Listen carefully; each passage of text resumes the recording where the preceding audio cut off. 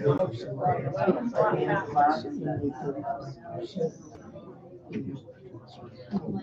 that give, if you do the right thing, people are gonna respect you. So she would like to tell you. Yeah, we'll have to dish.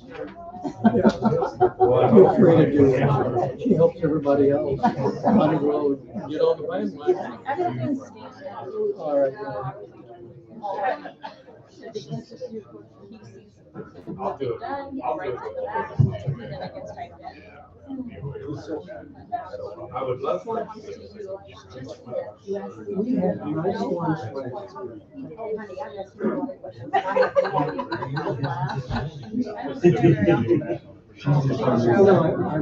We went to Salvage Fest that night. So we did shopping. Friday night was the first. Oh, yes. So there's sweating out Sorry. You had to in the sun. I've been playing with Shoving hot dogs. Okay. No, sorry, you lost one. Oh, yeah, it's token. I mean, I wanted to deny that. No.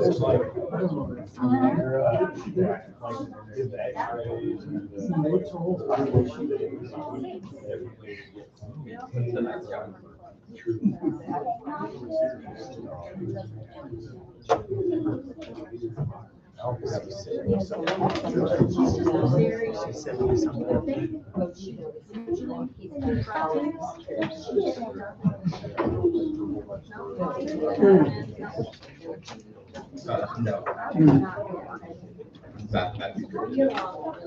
Well, whatever she gets paid, she I was only gets what to paid. do, for the most part. I tried around, just for. You know what you ought to do? You ought to go down there and see what they want.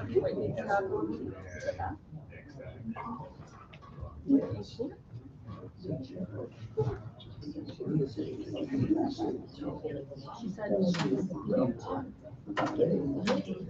And she's the only one. And so they wind up over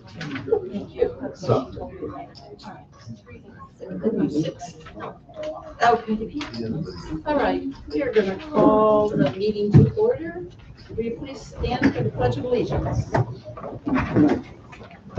Pledge allegiance To the flag of the United States of America and to the republic for which it stands, one nation, under God, indivisible, with liberty and justice for all. Callaghan. Here. Callaghan. Here. Colts. Here. Scarborough. Here. Showers. Here. Freeman. Present. Okay. I'll entertain a motion for the consent agenda. Before we do that, one very minor change to the minutes on page 2, the very last sentence, Chief McGinley, that should have said Chief Knudsen. That change has been made, and that will be reflected in the new minutes that go forward. Okay. Any other amendments? Motion, we accept the agenda amendment. And approve them. Second. Okay, who did that? I'll let Dean have it. Okay. Any other discussion on the consent agenda? Clerk, call the roll. Callaghan. Yes. Callaghan. Yes. Colts. Yes. Scarborough. Yes. Showers. Yes. Freeman. Yes. Okay. I need, go ahead, John. I want to make a motion, we take the agenda out of order Okay. and move the resolution setback forward up into this position. Okay. The recommendation from the zoning board. Is there a second to do that? Hello. Second. Okay. Clerk, call the roll. Callaghan. Yes. Callaghan. Yes. Colts. Yes. Scarborough. Yes. Showers. Yes. Freeman. Yes. Okay. David, would you please come forward? Yes, I will. Thank you. This is David Dollins from the Planning and Zoning Board. Okay. The Planning and Zoning Board, we met on, I believe it was June 4th. June 4th of this month. Just discussing one particular issue, which is setbacks in our city ordinances. We were to decide how to clean up, clarify the verbiage in the ordinances they are right now. Pertain to references to parking in District C1, C3, M1, and M2 that should be removed from their current sections and relocated to section 400.240. Planning and Zoning Board did voted to approve of the recommendations. Okay. Any questions? Mr. Davis, so this doesn't materially change the requirements or expectations. It just moves it to a new location. But mostly, yes. There were some need some clarifications. Just the verbiage of it was a little confusing. Okay. And what this has done is it's brought it all to where it is the same and makes sense to everyone. If I may add to that, it actually did create a change too. It changes. Chris. Yes, step up there. They voted to change the ability to have parking in what is considered front yards of those commercial zoning districts.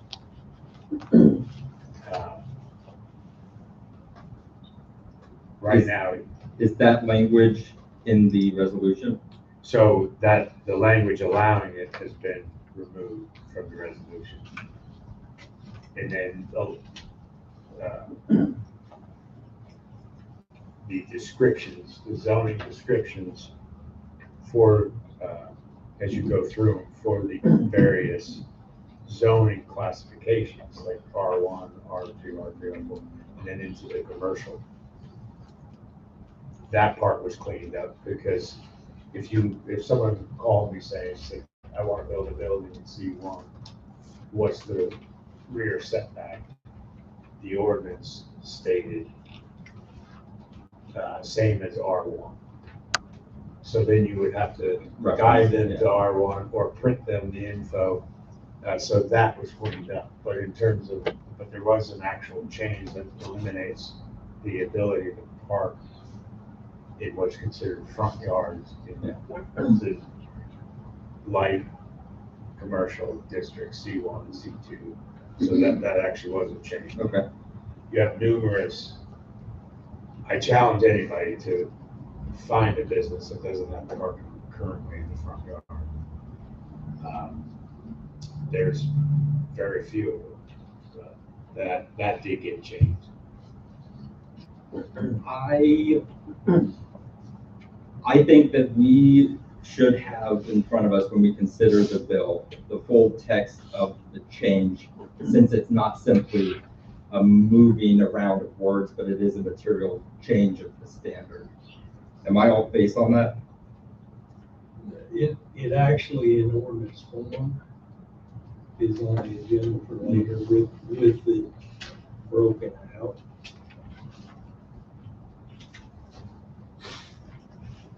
But it is, yeah, this says it's. I see both the resolution and the ordinance, and neither of them talk about what Chris had just brought up.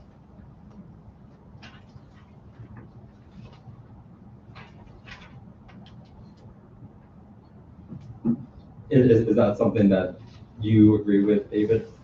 You are David, right? Yes. Okay, sorry, thank you. Yes, we fully discussed on June 4th. Okay. We all did agree in the end.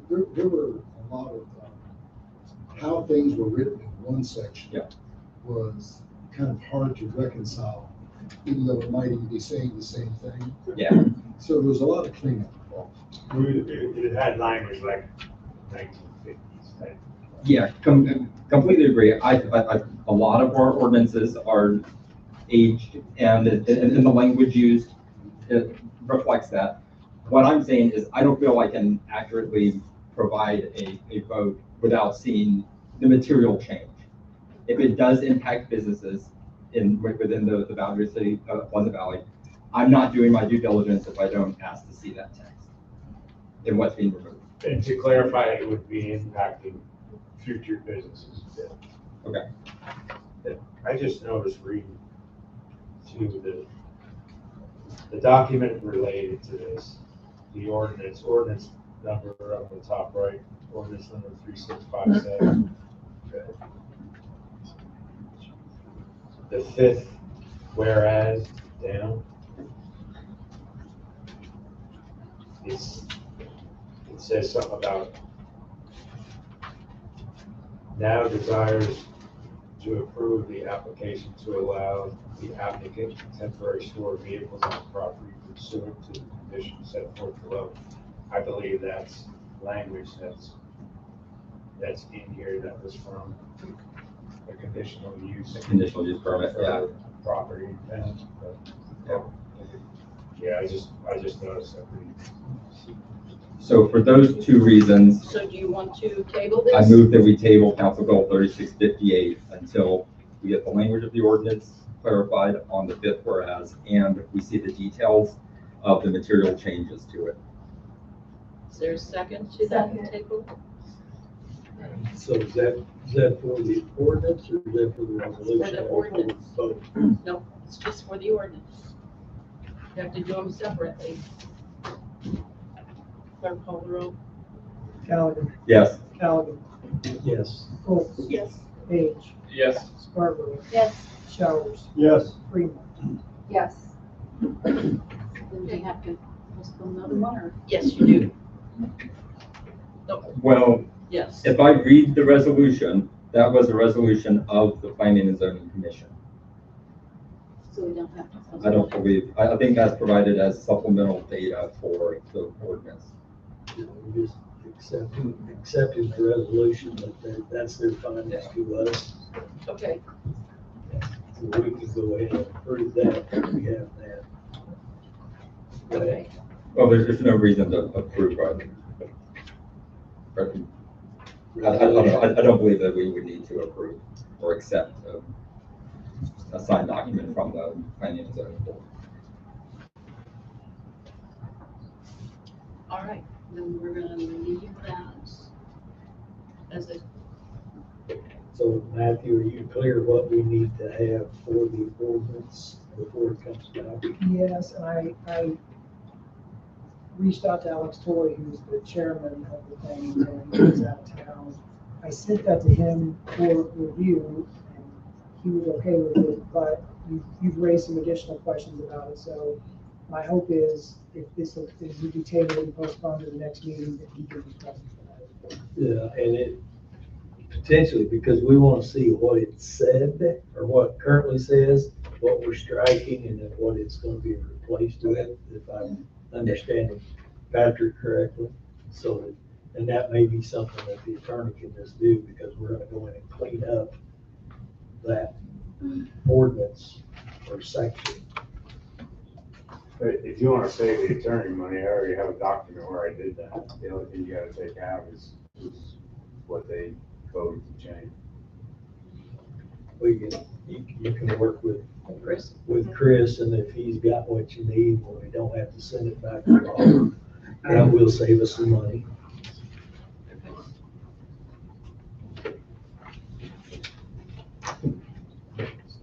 All right, thank you, David.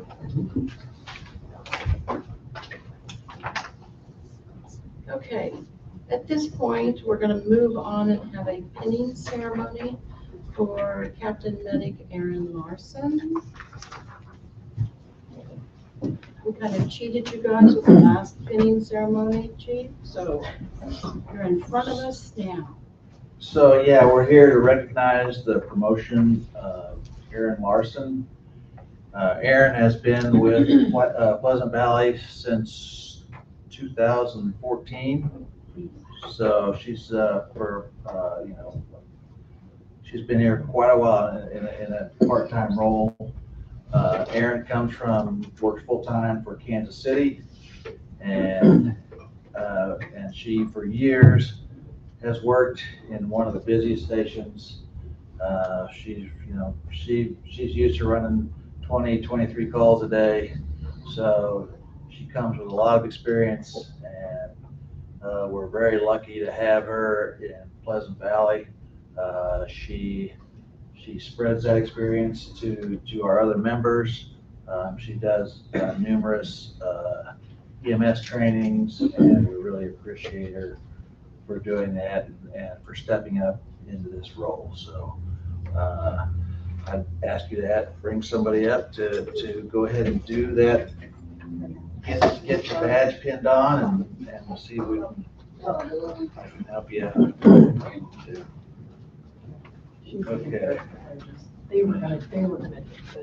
I'm gonna start with the badge.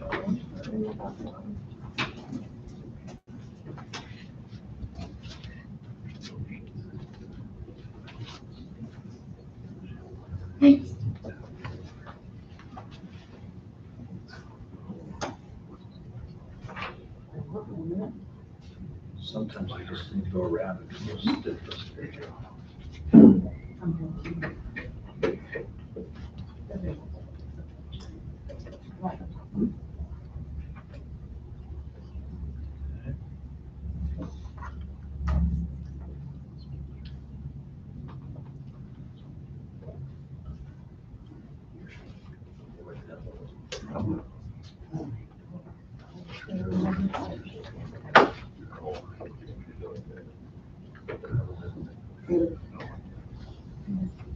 Take over.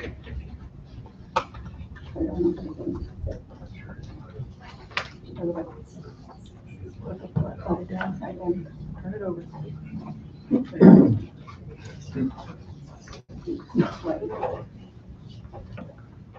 That one was complicated.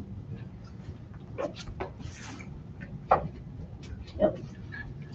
Oh, that's it. Put it over.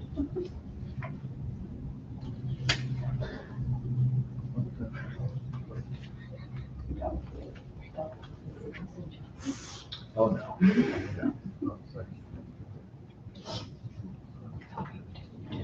Very, very clear.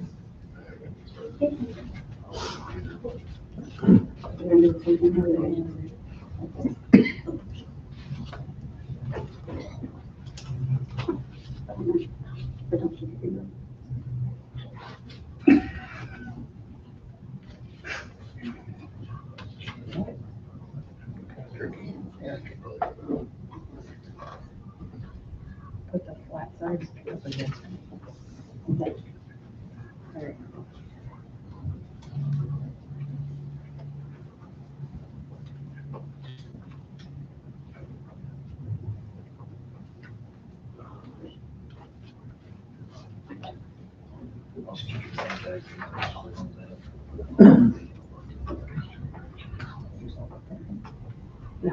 I got it. No, we're good. Congratulations.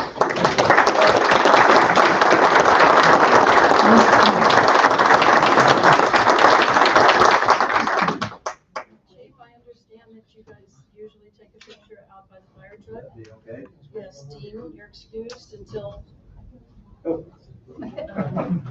you're done with your picture.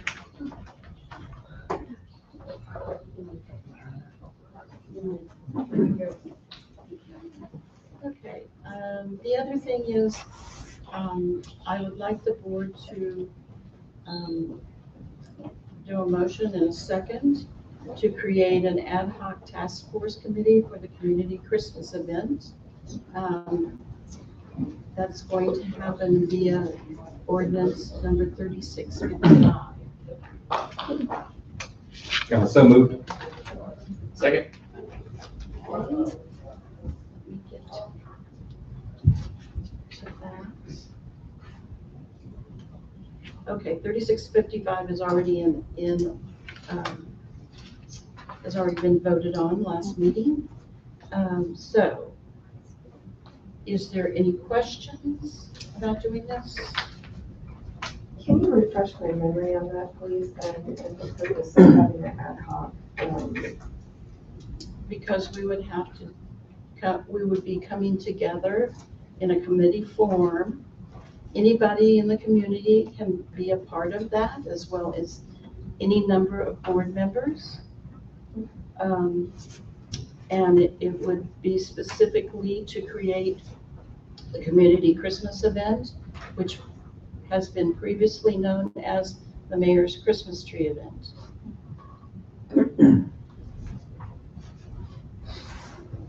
Thank you. Clerk, call the roll. Callaghan, Yes. Callaghan, Yes. Colts, Yes. Page, Yes. Scarborough, Yes. Showers. Freeman. Yes. Okay, motion passed. Judge Sabeck, would you please come forward?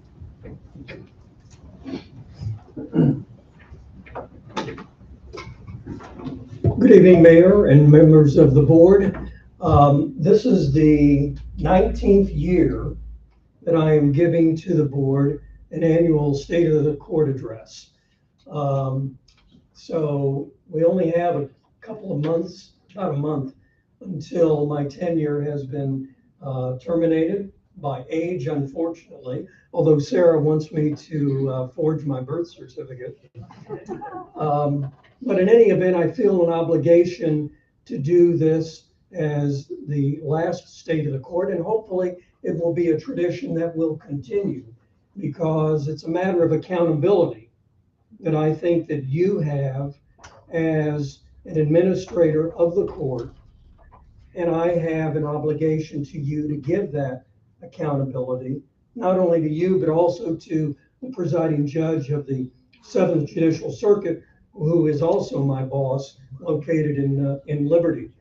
I want to thank you for the opportunity to talk tonight and wish you well in the future, obviously. I again especially want to thank my court administrator since 2013, Sarah, who has done yeoman work for me throughout this period of time, as well as current assistants Peggy Doss, Lisa Stewart, Whitney Weber. This has been a team effort. I could not have done what I have done for this city without the efforts of all of them involved, and I am grateful and appreciative of all of their efforts, particularly Sarah, in making this court a court that all of you can be proud of and have been proud of. But I also want to give special thanks not only to my court administrator, but to my home administrator and my wife of 51 years, Karen, who is seated here back. She has kept the fires cooking at home while I have been delayed in dispensing justice for you. And I am certainly grateful to her for all of her efforts in propping me up and continuing my allowance to go forward. I want to go through 5 issues of importance of a timely nature from the last year that I think all of you should be aware of. First of all, there's been a 22% increase since the last year, June of 25, in fines and costs collected by the court. I think that is an admirable figure, and I hope that figure continues. Most of it is not pursuant to our abilities to gauge, obviously, but we do strive to make sure that fines and costs are collected timely. And that 22% increase, I think, is in part a reflection of our efforts. Secondly, we handled over 1,500 cases in the last calendar year. Now that sounds like a lot, but when I began for the city, we had routinely cases in the numbers of 400 to 500 on a docket. I may not have got done until 7:30, 8 o'clock, but I still was able to get done, and we didn't have to go to a third docket. We continued to be 2 dockets per month. So there is availability, I think, but it's all dependent upon other departments. But I just want you to know that this court is in a situation where it can withstand whatever increase that you think might be necessary in the administration of ordinances, whether it be general ordinances or traffic ordinances. Thirdly, just as a side note, every year I go to the Municipal Judges Conference in May. And every year you've been very kind in authorizing the expenditure of funds for travel, for mileage, for court registration, and for lodging at the courts conference at the Lodge of the Four Seasons. Now this year, I already had enough credits, plus with my tenure getting down to the bottom, I thought, you know what? I'm just going to save the city $1,000. And so you'll see that on the budget that we didn't expend that. If it's not going to be a benefit to you, I couldn't in good conscience be able to expend that. You have a lot of fun at the Judges Conference. I worked down there in all of the years that I was there, but it's not fair to the city to have that expenditure since I was going to be tenured out next month. Fourth thing, out of the 1,500 cases that we've had this past year, only 2 defendants appealed my decisions. So that's a pretty good percentage, 2 out of 1,500. And what that means is that expenses for the city are reduced by not having the prosecutor there, not having the clerk there, not having to go through all of the other requirements that have to be done in order to process the matter in Liberty. In addition, we've never had a complaint about this court before the Commission on Retirement, Removal, and Discipline of Judges. So in 19 years, nobody's had a complaint about our efforts to the State of Missouri office. And then finally, I would tell you that we've had an increase in dangerous animal cases. That's an issue that I think may be coming up more and more. I think it's a good reason to retain a municipal court because I had several victims in my court, not only adults, but children, as victims of dangerous animals who came here and had a story to tell in addition to the ordinance violation of the defendant that was here before me. These are cases that are serious. And it's one thing for you to have a municipal court to have those victims appear. It's another thing if it was up in Liberty, you wouldn't have the same attention that would be given to those victims for restitution or anything else. So I just want to forewarn you that there might be more and more of those cases, and they should be entertained on a municipal level and not on a state level.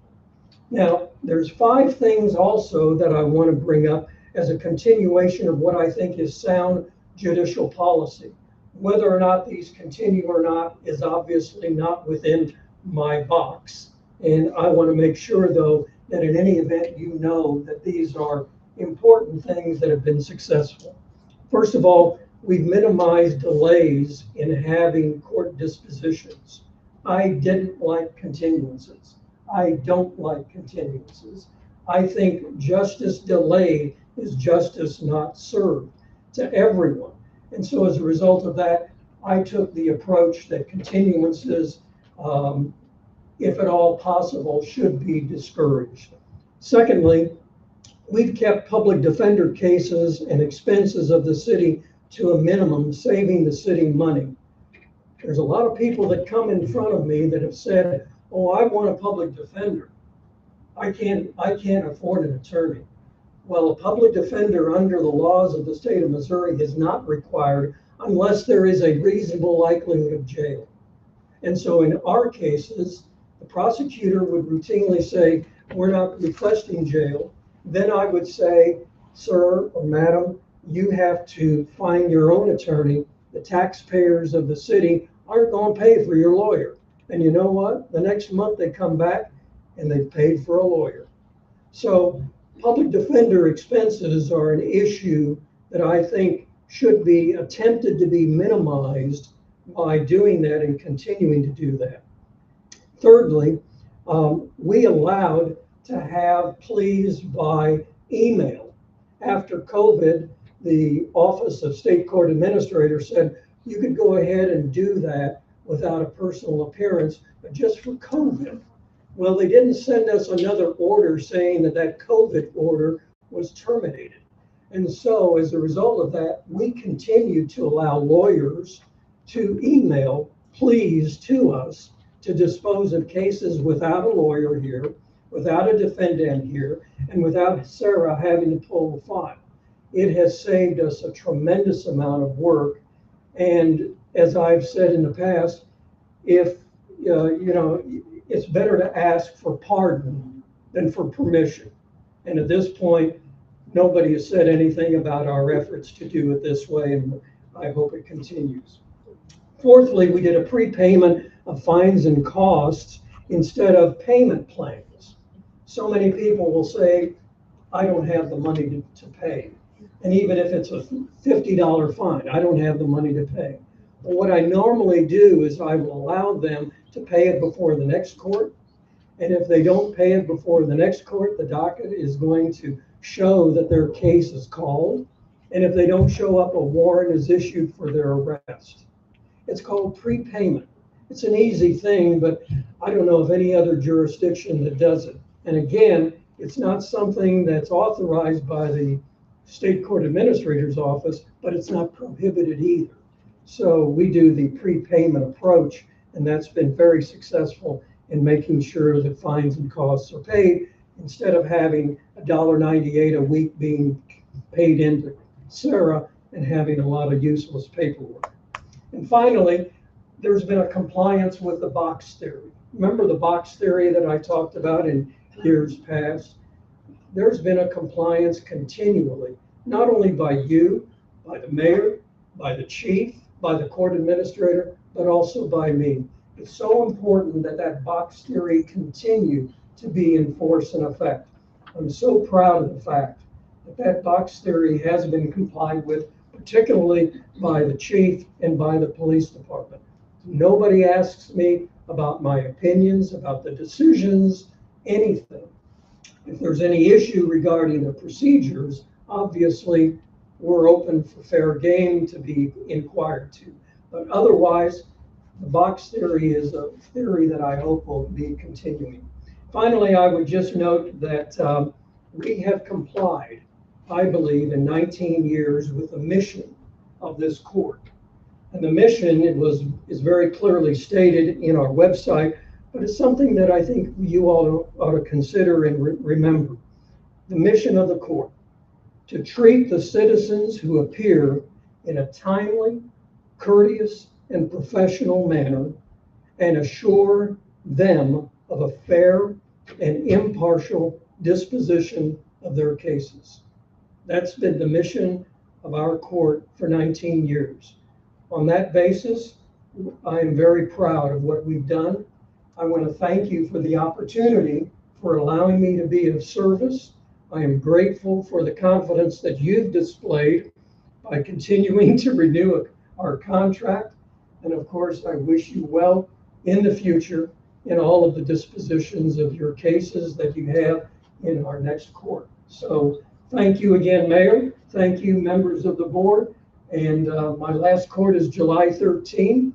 You're welcome to appear, not as defendants, but as observers if you want to see. We've got a big docket, and the reason for the big docket is because I want to flush out as much as I can so that the new guy on the block will come in and hopefully not have a lot to do for the next couple of months. Thank you, Mayor. Thank you. Thank you. Thank you. Thank you.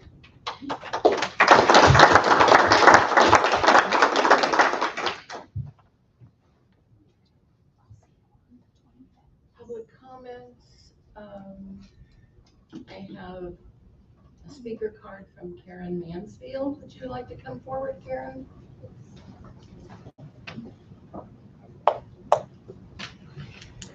So, I live on Pence, and, At what address? oh, sorry, 8211. Okay. And so there has been, problems that I've noticed with brush overgrowth on the city streets. So it's going beyond just its natural boundary. And I'm curious, if there's, regular scheduled cleaning, maintenance of the brush area outside of just the trees and things that are the residents' responsibilities. There's a couple areas that I believe are just city-owned. There's 3 signs that are unseen. They're not visible unless you're physically walking and looking for them. So there's some safety issues, and then just it's kind of unsightly. I know as well that I've had a couple of the city council members, in my ward, which I appreciate their time to come out and look at these things. There's a bridge going across the interstate, and I understand some of that is the state responsibility, but just kind of clarifying where the city responsibility is, where the states begin, and if there's any type of schedule, like once a year, twice a year, where they're going to come through and clean it up before it gets unsightly. Question for you. Are you talking about the footbridge? Yes. Okay.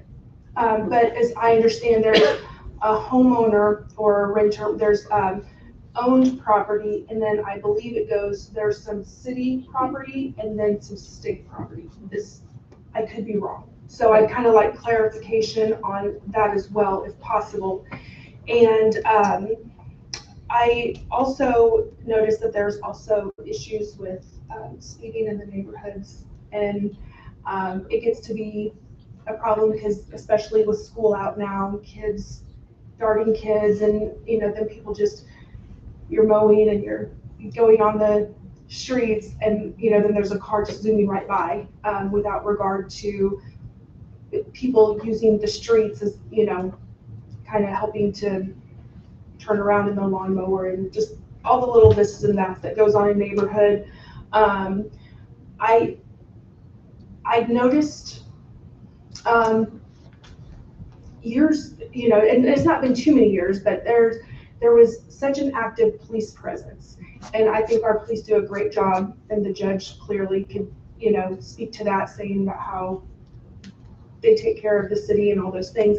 But I used to see the police driving up and down the streets 3 to 5 times a day. They were a very active presence, and I'm sure they're busy. I'm not saying they're not, but I'm wondering if that can be kind of brought back, so that way people knew there was, oh, the police are right there or whatever. So I'm just kind of curious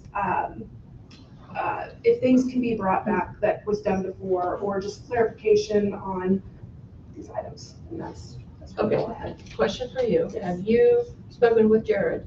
Not yet. I called and left a voicemail today, and I think he did return my call, but I was working, and then I think he probably left for the day by the That's time. probably next step for the 2 of you to get together. Oh, are you here? I look forward to visiting with you. So Okay. that's all I've got. And I will respond. I did meet with Ms. Karen on Friday afternoon, took a look at some of the property that she was talking about, concur that there are obscured signs where you have to get inside of the vines in order to see what the sign says.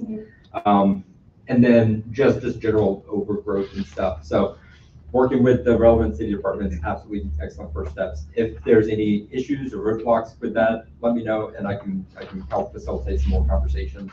But yeah, Jared is going to be your main point for speed signs and patrols. And I think, so we have 2 speed signs, and they are due for like a new location. Is that correct? Correct. Okay. It would be helpful. I think there's some data analytics that those speed signs offer that might help identify high problem times of day and days of the week to help guide the patrols that do hit, so that they are the most effective. So thank you for letting me see that portion of the neighborhood and walking it with me. And if there's any other questions, feel free to reach out, okay? Great. Thank you so much. Okay. Anyone else? Chris? May I reply to the foliage comment? Sure. So I'm Chris Cronk, for those of you that don't know, Chris Cronk, Public Works Director. We have the only city-owned property within the boundaries of Pleasant Valley is the City Hall, the park behind City Hall, the green space along Sobey Road as you come to City Hall, the fire station, and the Public Works Building. Those properties are the only, oh, and I'm sorry, city lot on Pleasant Valley Road where the Cowgate is. Those are the only properties owned and maintained by the city of Pleasant Valley.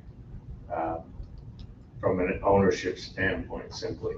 All properties have an easement area for utility purposes, street widening, your power lines, communication lines, and all that.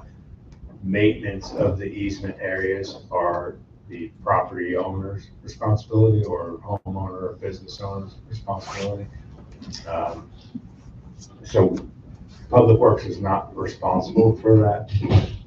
The trimming of foliage and volunteer growth and such. Missouri Department of Transportation owns the pedestrian bridge, and they're responsible for maintaining the vegetation on both ends of that. There are numerous places in town that is MoDOT's responsibility to mow that we do mow, simply because they don't. They changed policy right after COVID to only mowing their properties, which includes all the stuff along 69 Highway, the interchange underneath the two overpasses, the west side of Church Road as you go from Pleasant Valley Road north out of the city limits. We mow all that because MoDOT doesn't. And it's a huge cost. And it's a waste of our time. So the only thing we can do is try and address that with MoDOT and get them to come clear that. Also, Church Road itself, from Pleasant Valley Road to the North City limits, is owned and maintained by MoDOT. So is Stewart Road from Liberty Parkway to the city limits of Liberty. And that includes paving, street maintenance, shoulder maintenance, street signs, potholes, snow removal, ice, salt, all that. So just wanted to mention all that just to clarify. Chris, I'm sorry. You said what part of Penn's Road did you guys take care of? Because I didn't catch that. You said there was a part of Penn's Road. We don't have any city property And that- on Penn's Road that is city owned for us to maintain. So right behind the veterinary clinic to that first house, do you know what I'm talking about? So in Yeah. Loving Care. Yeah. So right behind there, and then where that house meets, so a lot of that brush is probably from the veterinary clinic, is that correct? There's a property line there where that small house's lot line meets the lot line of that veterinary. Okay, so I was misunderstood. I assumed that was, part of that was owned by the city or maintained by the city. And Yeah. I think there'll be one or two, but either the business or the homeowner. Yeah. Thank you for that. And you can look up property lines on Clay County GIS website. They have a disclaimer saying it's not 100% accurate, but it's very accurate. Okay. And then, I'm sorry if I'm even allowed to do this, but where that duplex is, where there's the bottom and the top, like right across the street from my house, there's Where the fire took out half of it? Yes. Yeah. So where their property line ends, then does that move into MoDOT, or does the city doesn't own any of that? We don't know My any of understanding that. from what you said. Okay. Well, thank you for clarifying. I No problem. didn't know that. Anybody have any other questions? Do you have a contact at the state at MoDOT? I do, yeah. It's still the same person. Can you reach out, see if you can get, because all the stuff behind that wall that they put in, how wide the highway, from there to the fence at the owner's properties, all the way through there, it's a jungle, and that's encompassing the walkover bridge entrance on that side, to see if they can come out and put something on it, clear it up, clean it up. Yeah, I can certainly do that. That's part of, like I said, right around COVID, they lost their ability to use prisoners to help with that. And from a budget standpoint, they went to only taking care of mowing clearing their properties twice per season, which, I mean, as you can imagine, if any of you were only to mow your property twice per season, you can imagine how your yard would look. So unfortunately, that's MoDOT's new policy, or as I like to say, MoDOT. If you could reach out to them and see if they can give you a response, I would appreciate it. Yeah, will do. Are you coming forward?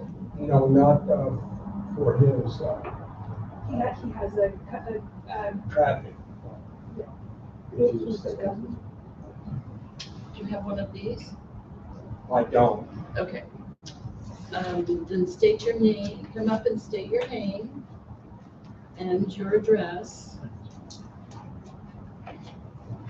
And please fill out one of these before you leave, okay? I didn't hear the last thing. Karen's gonna get you what you need. Okay. But you could go ahead and speak first. Okay. My name is Ron Hyatt, and my wife and I, we have lived where we have at 8216 Shell Road for 50 years. We've been married 53 years, and we raised 2 children, 2 boys, while we lived there. And lately, the traffic has really gotten kind of swift, I think, was it mildly, going up and down that road. Up and down Shell? Shell, Okay, yeah, and from it's a dead end street. It's not very long, but they really get going pretty fast. We live on the side of the hill, and we see the top of the hill round, and then it drops down again on the other side. So the people coming up the hill who are going at a good clip, they're not seeing what's over the top of the hill.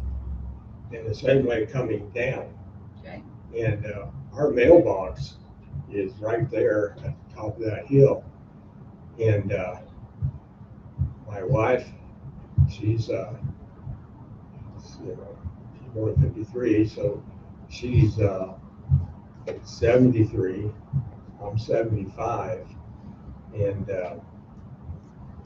we don't move like As fast as we- 20-year-olds. Right, yeah. And I keep having to remind my wife not to be standing there looking at the mail while she's there, because she might get involved with what's in the mail, step out to the road and get run over by one of those cars coming up over the hill down the other side.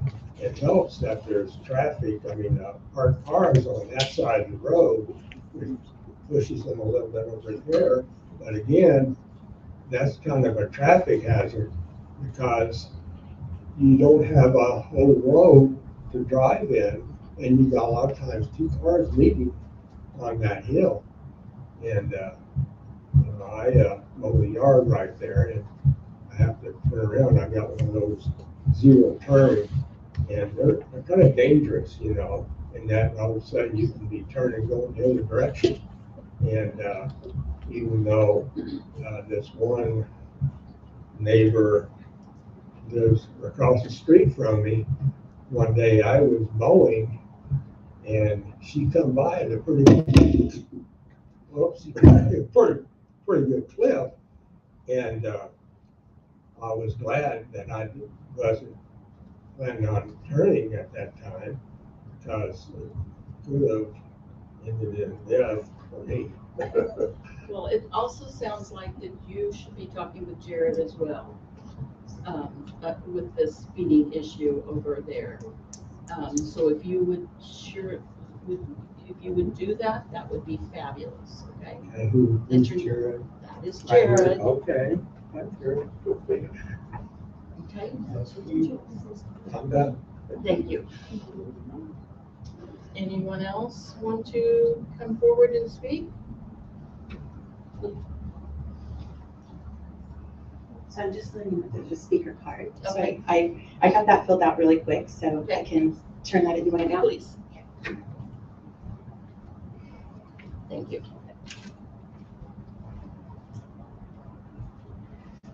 My name is Tony DeFries, and I live at 6306 River Road here, Pleasant Valley. I have written out my comments to make sure that I don't forget anything and prepared packets for everyone. I am one short, but I think that Ms. can end up with enough copies for everyone. You can just use it for the alternate. Thank you. So I'm wanting to speak tonight about the recent public hearing regarding the sewer rates and the sewer infrastructure. First, I want to make it clear I'm not here to oppose the proposed increase. I understand the importance of maintaining our infrastructure and maintaining a healthy sewer reserve fund. However, I want to share a personal experience that I believe should be part of the board's consideration. In June of 2024, during the purchase of my home, a sewer camera inspection discovered a break in the original clay sewer line. The repair required excavation within the easement and right-of-way area and ultimately resulted in a repair of around $30,000. The seller and I ultimately agreed to split the cost, and I personally absorbed $15,000 of that with an increase in the purchase price of the home. In the packet that I have, I did have photos of the images just for context that people can reference. So the delay of getting that repair done and then the modification to the sale price of the house caused my mortgage lender to flag the transaction. And at one point, they were requiring that all repairs be completed, including the restoration of the street, before they would complete my closing. So the closing and the finance and ultimately my ability to purchase the home were placed at risk because of this repair that was needed.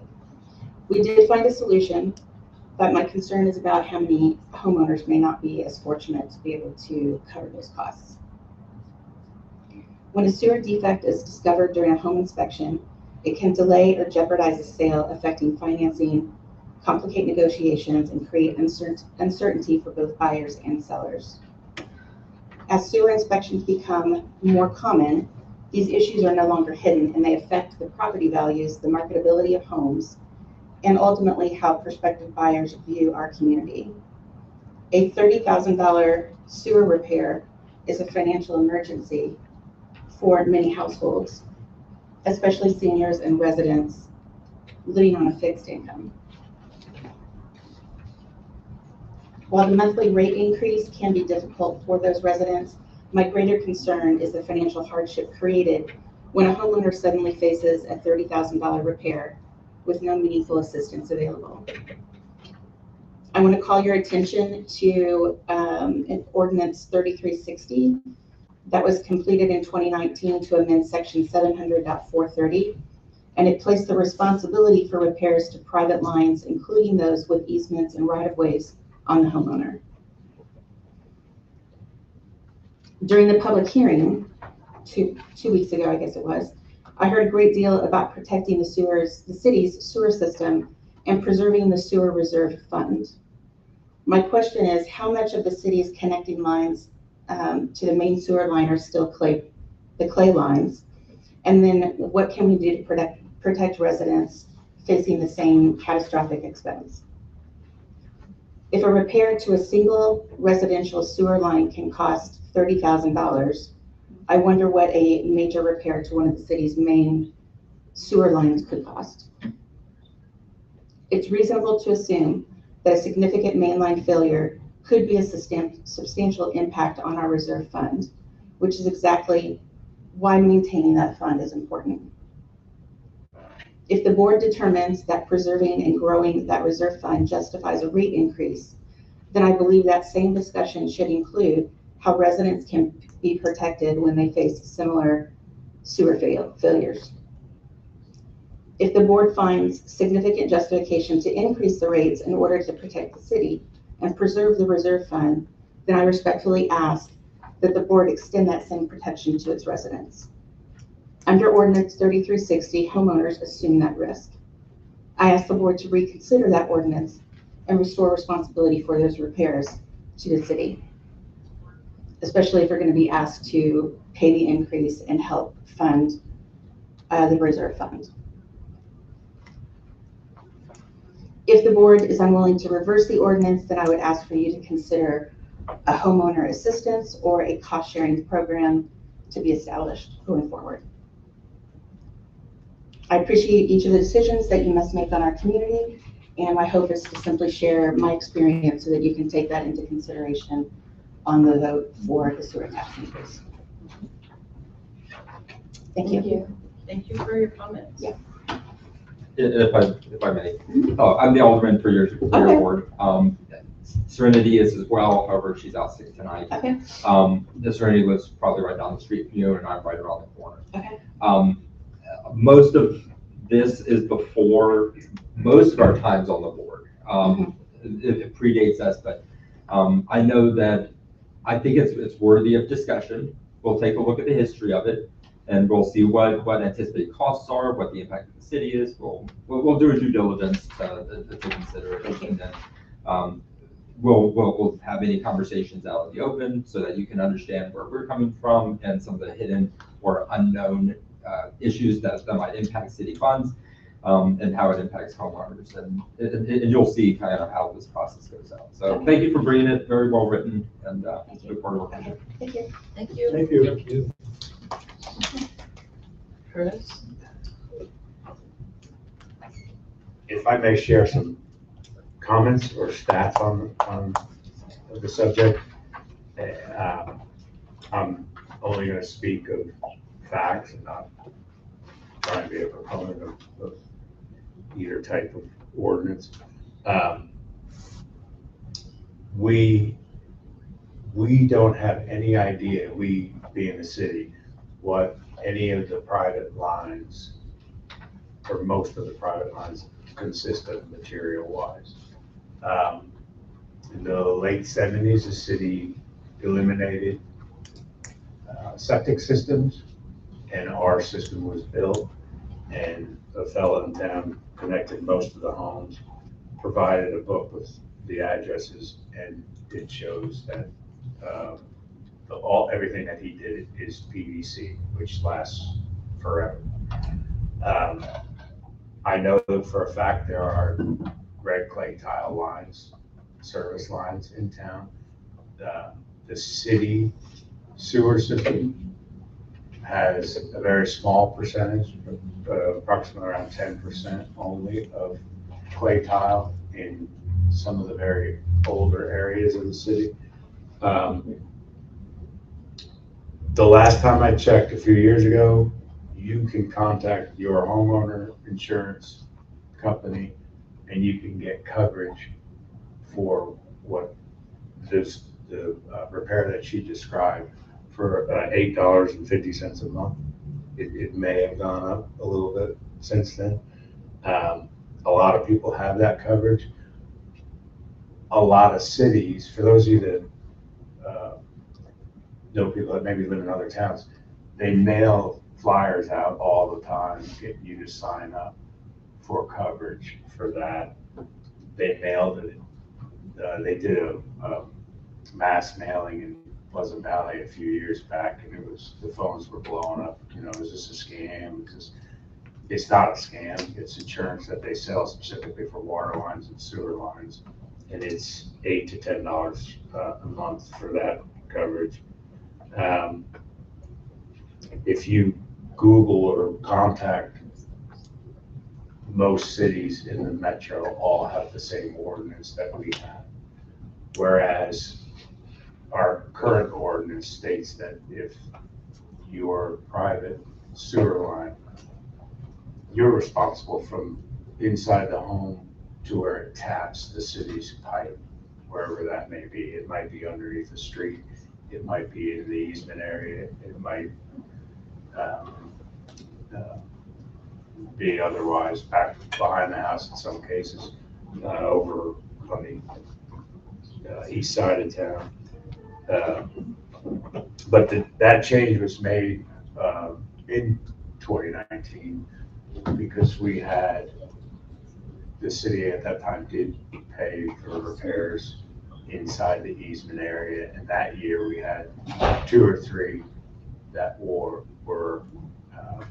extremely costly, which will quickly, if that procedure stayed in place, and with the inability to know what material private lines have in the easement area, you could close to bankrupt a small city by having to be responsible for all those repairs. So that's why that change was made at the time.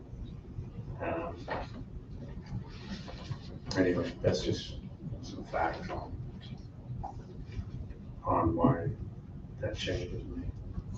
Thank you. I just don't want to speak. He answered the question. Okay, great. I have a question. What was the insurance that you said that was sent out to the residents of Pleasant Valley 2 years ago? Oh, I don't know if that was 2 years ago. I don't remember. Is that a separate insurance, or are you saying to go to our own homeowners and ask for that? If you, I'm not an insurance agent, I can't give you, home insurance advice, but if you call your homeowner's insurance and ask them about that coverage, they'll sell you the coverage, and it's not that expensive. Do you have it? I don't have it because they checked mine and mine was good. But Have you looked into it recently? yeah, within the last 2 or 3 years, Do you remember what the cost was? I don't. Yeah, it's It not. wasn't much. So you're saying once it gets fixed, it's fixed forever? So there's, The PVC. the PVC, it's fixed forever. Well, Can you guys have a private conversation about this so we can continue on, Okay. please? Yeah, I'll give you my information. Thanks. All right. Any other public comments? Okay. Alderman comments? Does anyone want to comment about Day in the Park? Yeah. Who was there? Yeah, it was a great turnout with everyone that was present and the volunteers. We thank you. I see that the drone pictures are online, which were pretty cool. And I sent the mayor like 178 photos. Hopefully they'll get online too. I think it was, would you like to say something? Sorry, so I got the drone photos in and then Lisa put the other photos on, but she put them on the home page at the bottom. So I'll fix them Okay. and put them in the same folder as the Okay. drone. Cool, thank you. But it was a great success. Thank you to Sharon and many volunteers. Mr. Showers, or Alderman Showers' wife was volunteering. We just had a nice, the weather was good, no downpours, very peaceful. So I appreciate that, and I hope it'll continue under the leadership of the board in that capacity, so. And I think we counted 6 of the aldermen in attendance out of the 8 that was here. All right. And I wanted to talk about, I talked to Jessica Berg, or the legal firm, You're talking about Jennifer Baker. Jennifer Berg. I knew it was somewhere around that ballpark. And I talked to her, actually, we've been playing phone tags, but we were able to talk. The nonprofit could be done, but aldermen could not be associated with it. And it would have to be someone in the community that would have to take the initiative to do that. So, then there was brief discussion about if it is absorbed in Chris's wheelhouse, that there should be some type of responsibility guidelines and maybe some modifications, not only as duties as assigned for his team and their responsibilities. So that's my summary of that. So are you saying that if it was a not-for-profit, that you're talking about going to? Two separate things. Okay. I was talking about the nonprofit. So it would have to be a community or citizens of Pleasant Valley Correct. taking the initiative. But since we've been talking about it being absorbed back into the alderman and mayor's regime, then is it Jennifer or Justin? I just want to make sure. Jennifer? Okay, Jennifer mentioned that there should be some type of clarity in those roles. And so that with Chris's responsibilities and his team's responsibility, that they don't get overwhelmed, so that they can be able to be productive. That summarizes the meeting. All right, thank you. Mhm. Any other alderman comments on anything else? I just had a couple thoughts, Okay. of things that were spoken of last time. That one thing, I'm a math major, math teacher, and there was something about perfect numbers, and I just want to say, as a math person, if they're perfect numbers, no matter what scrutiny you go under, they're still perfect numbers. That's my first thought. The other thought was that someone was sort of put down for not having experience in running the finance committee. My personal on that, my son, Victor Hobart, is the Clay County auditor. As a Clay County auditor, you would think maybe he should have banking or CPA. He has neither. But what my son does have is an engineering degree from the Naval Academy, wrote a thesis on math, very intelligent with numbers, and cares a lot about our county. And I think it's proof positive if you look at his records, what he's done for our county. And although I will never say that Patrick has the same level of intelligence as my son, he is intelligent and he cares for this Pleasant Valley. So that's my 2 cents. Thank you. Appreciate it. I have one more. Can I have one more comment? Yes. Okay, so the last time we had the water sewer meeting, constituents came up to me and I had the opportunity to talk to Georgia Fox, which is in your board, Alderman Gallagher. So I know we're going to talk about some of this, the documentation about the the model that was used for the past 10 years. It was just interesting to hear the perspectives of it. And I sent basically a 2 to 3 page summary. I hope y'all read it about what her perspective, and then being an employee of Pleasant Valley, and her willingness to help if maybe you never received it. I looked earlier today, didn't receive it. Okay, then I sent it directly to the mayor and Matthew. So Did you copy the board on it? no, because you told me just to send it to you. Okay, I'll send it right now. I apologize to you and Matthew.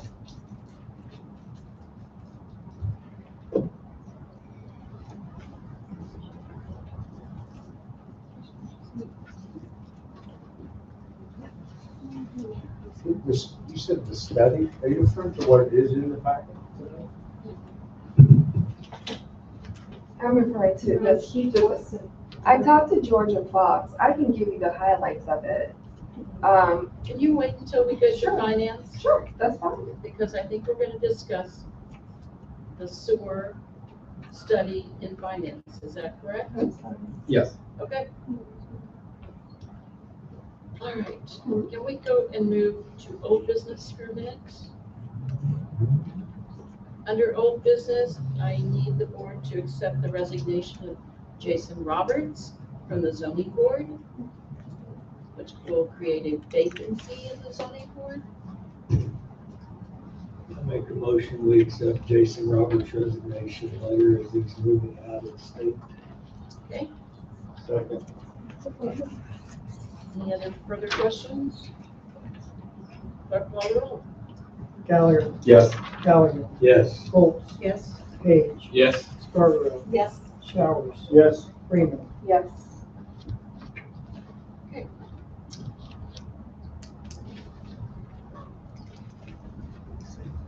Matthew, go ahead with your administration report, please. I had provided a written report. I didn't have anything to add unless there were questions. I did have something to add outside of the report.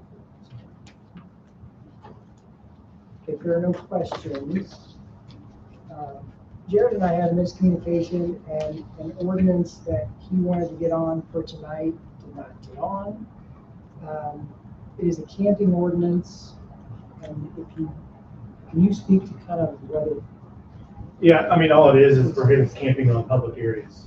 So now if you visit town, I don't think you really want Pleasant Valley to become a homeless camp for a month and a half. So this would prohibit camping in the park, city streets, sidewalks, any public area.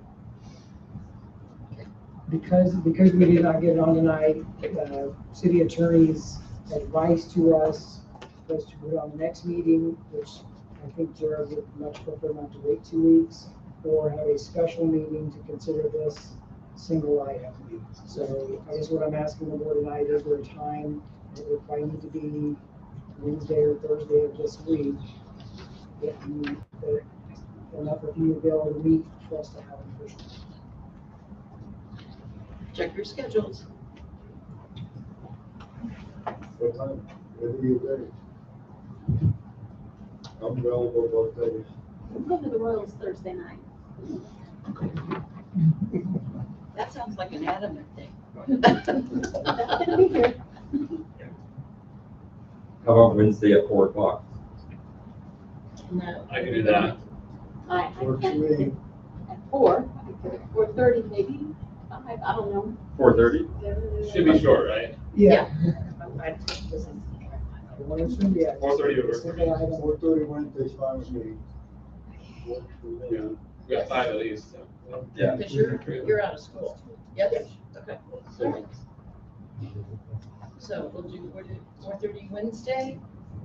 Debbie, if you can fly in, please fly in. I'll bring my mother with me. Okay. That will, I'm sure, be through. Stephanie, what about you? I should be able to do it if, send an email. Okay. Well, I will. Or You'll get a packet. Thank you all.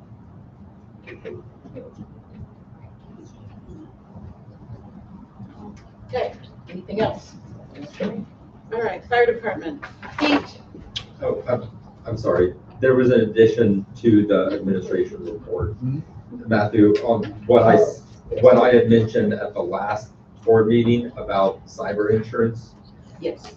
I met with both Allo, which is the city's IT provider, and Matthew last week, and talked very technically about what security controls are in place within the city.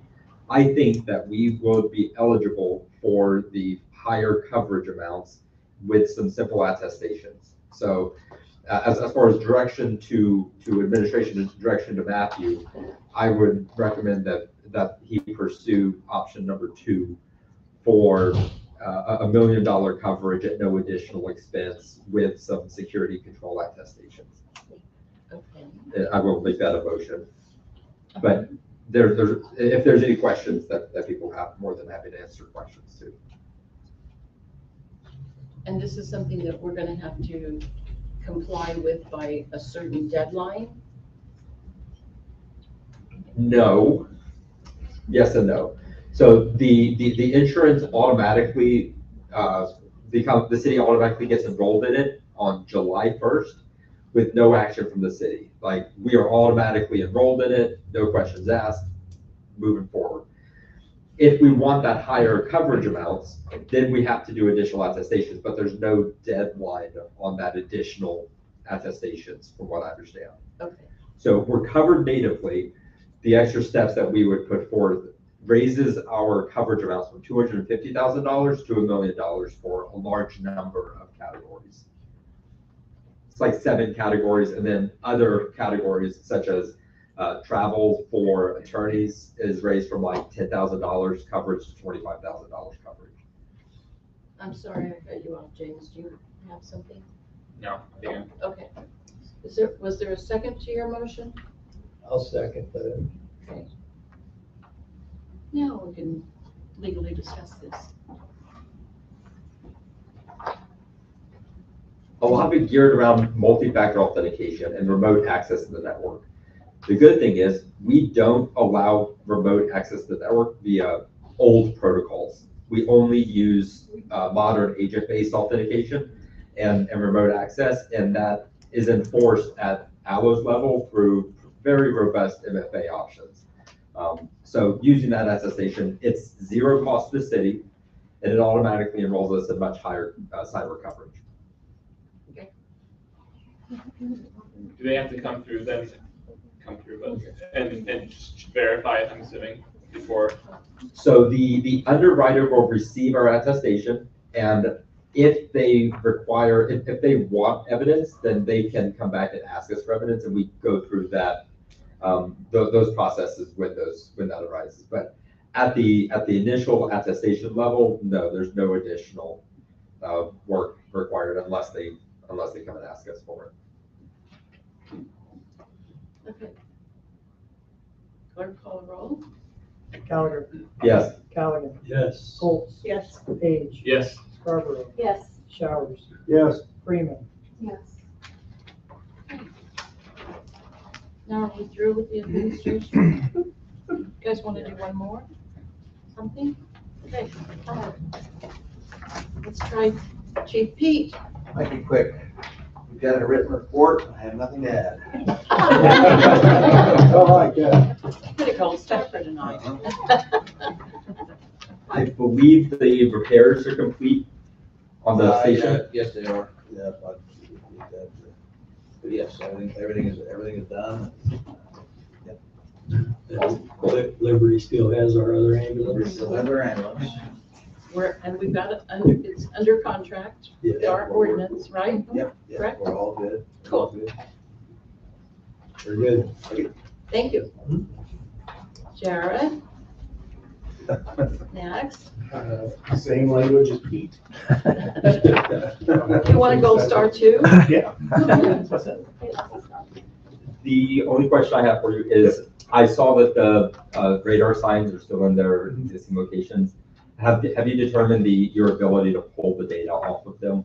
No, Yeah. we're gonna yank it tomorrow, pending rain, so. We'll find out tomorrow Okay. what kind of stuff I can pull off of there. So that'll tell you what they've been going, how fast they've been going. Yeah, hopefully. Hopefully. I assume it's a very minimal amount of data. It's not like the flock cameras that just went away some concerns. But It's timestamp and speed. It'll show how heavy everybody's exceeding the speed limit. Yeah. Should, you'll get what, volume control and speed and timestamp probably. Yes. Very good. Anxious to hear some of the results. Yeah, it'll be interesting. Municipal court, Sarah. I mean, we have just old class department heads. We're all just winners. Okay. Maybe in your mom. What he says too, all the time. That's it. Got my report. Thank you. Boy, that's good. Public Works, Chris. Before. It's Chris. I already said enough. So all I have is crew leader, new guy, Mark Williamson, started today, and looking forward to getting caught up on some stuff and then exceeding from there. He's a good guy. I think he's going to work out great. Happy to have him. Happy to be full staff. That's all I got. Unless anybody got any questions. Okay, Thank you. Thank you all. Julia, treasurer's report. Should I just say it's all in writing and I've got nothing else to say? That's the trend here. if you choose to do it. So be it. Well, all right, so I did include something in a packet this time. In general, my overall treasurer's report is that the bank reconciliation work is coming to a close. We are almost done with all of that.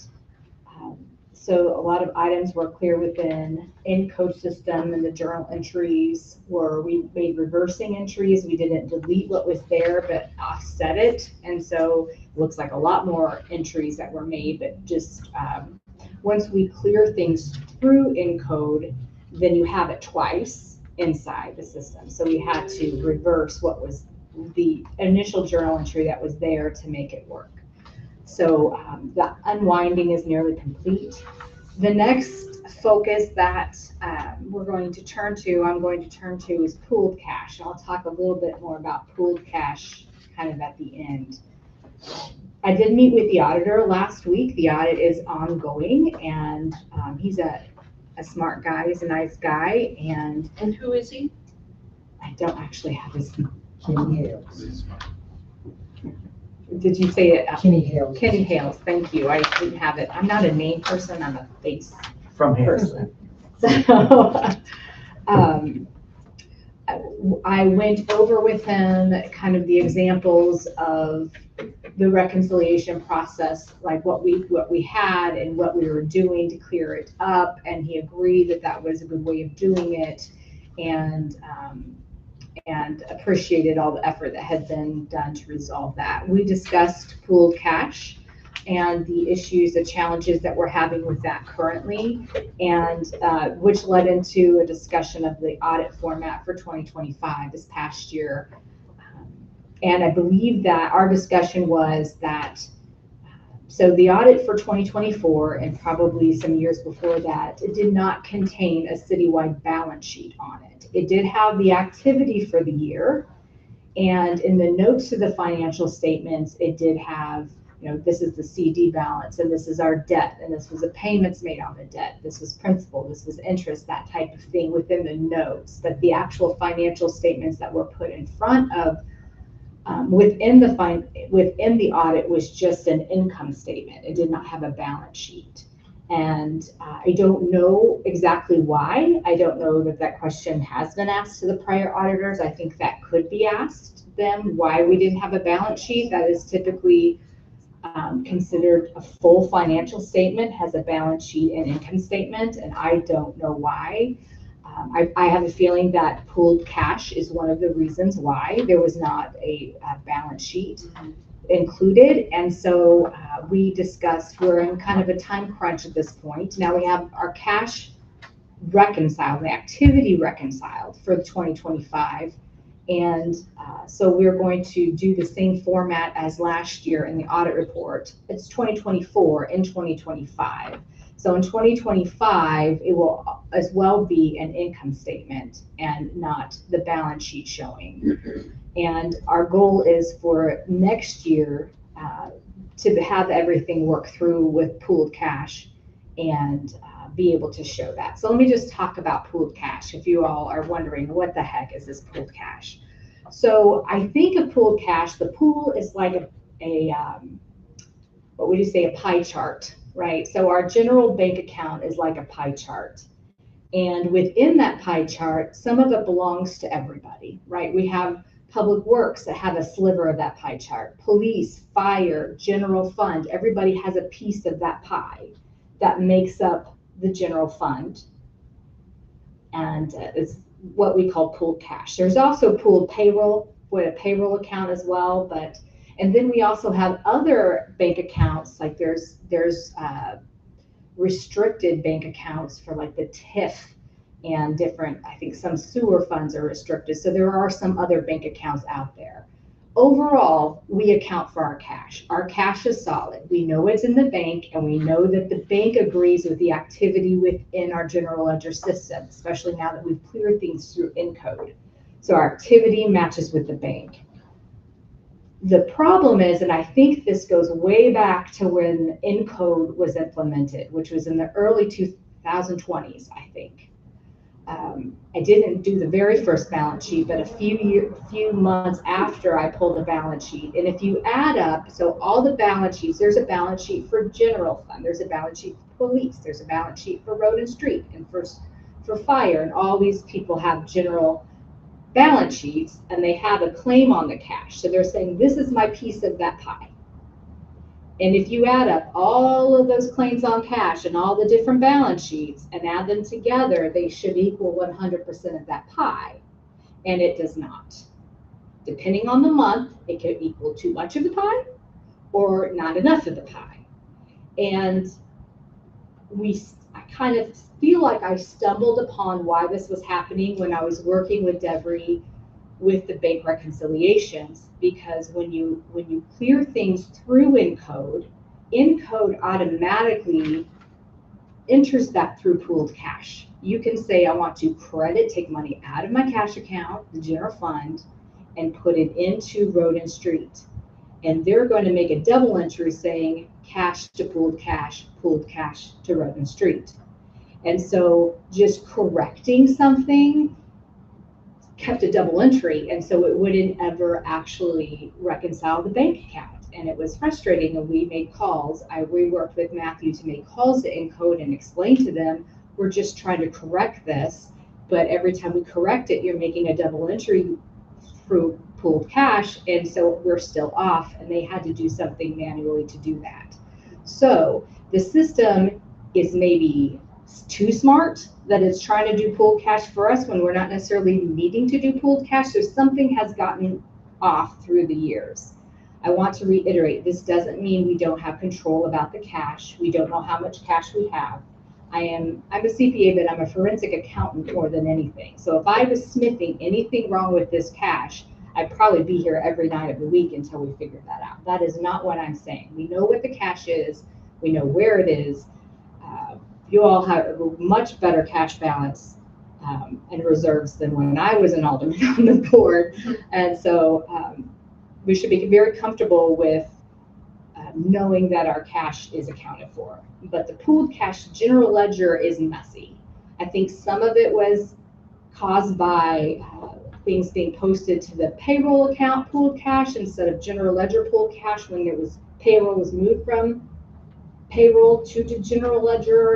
And so I'm thinking once those entries are finally made, we can take a step back and think, okay, what does pooled cash need to look at like right now? Make those entries, get it all squared away. And then I think the most important thing I can do for you all in the city is monitor pooled cash month after month after month and make sure the pieces of pie are working the way they're supposed to do. And you can add up all the little pieces of the balance sheet and it equals pooled cash, because that's how it should work. I don't think this was one instance or anybody's position or anything that caused this to happen. I think this goes way back to how Encode was set up and probably it being a little too smart or dumb. One of the ways that we're looking at it, that we didn't understand how it was working, and so we were doing things how we thought we were. We were changing things with journal entries to try to make it work, and it just got off somehow. And this dates way back to when Encode was started. So because of all that, it makes it very difficult for an auditor to provide you a balance sheet when the cash accounts don't add up correctly. So that could be why we didn't have a balance sheet last in 2024. I don't know why, but I think that it's obviously acceptable to the state of Missouri to have a financial statement and audit without it. So I feel like that's what we should do for 2025. Have you checked that? I have not personally checked that. I could do that and report back. But that is the plan of the auditor at this point. And then for us to work through that, I can recall in the 2010 timeframe when I was on the board that we were valuing sewers. We've been talking a lot about sewers because we needed to put a value on sewers to put it on the balance sheet to have it in our audit. And there was like a time frame that we had to have that done by. It was way over my head, and there's all these experts that had to be involved, and it was expensive for little cities like us to have that valuation done. And I believe it was done so we could be compliant, or that was the plan, at least when I rolled off. And so We need to find all of those pieces of our balance sheet, figure out when the last balance sheet was in an audit at all, and figure out what adjustments we need to make. So, that's not for the auditor to do. He audits the existing financials as we provide them. And so we need to be able to roll that forward and our fixed assets forward and different things for him. So that's not going to happen for this audit. So when he comes, be expecting financial statements, which what you will not see is a balance sheet on that. And that is in the works. The other things I had in my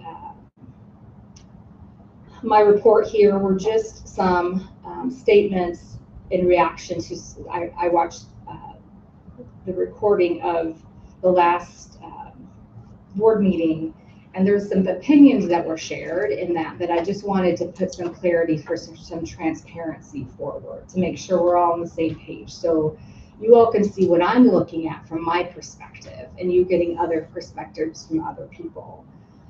I believe Mr. Slater had said that he had offered his assistance to me during the reconciliation process, and I provide you all the exact text that I did receive from Mr. Slater, where he was just more announcing himself and not specifically asking or offering assistance.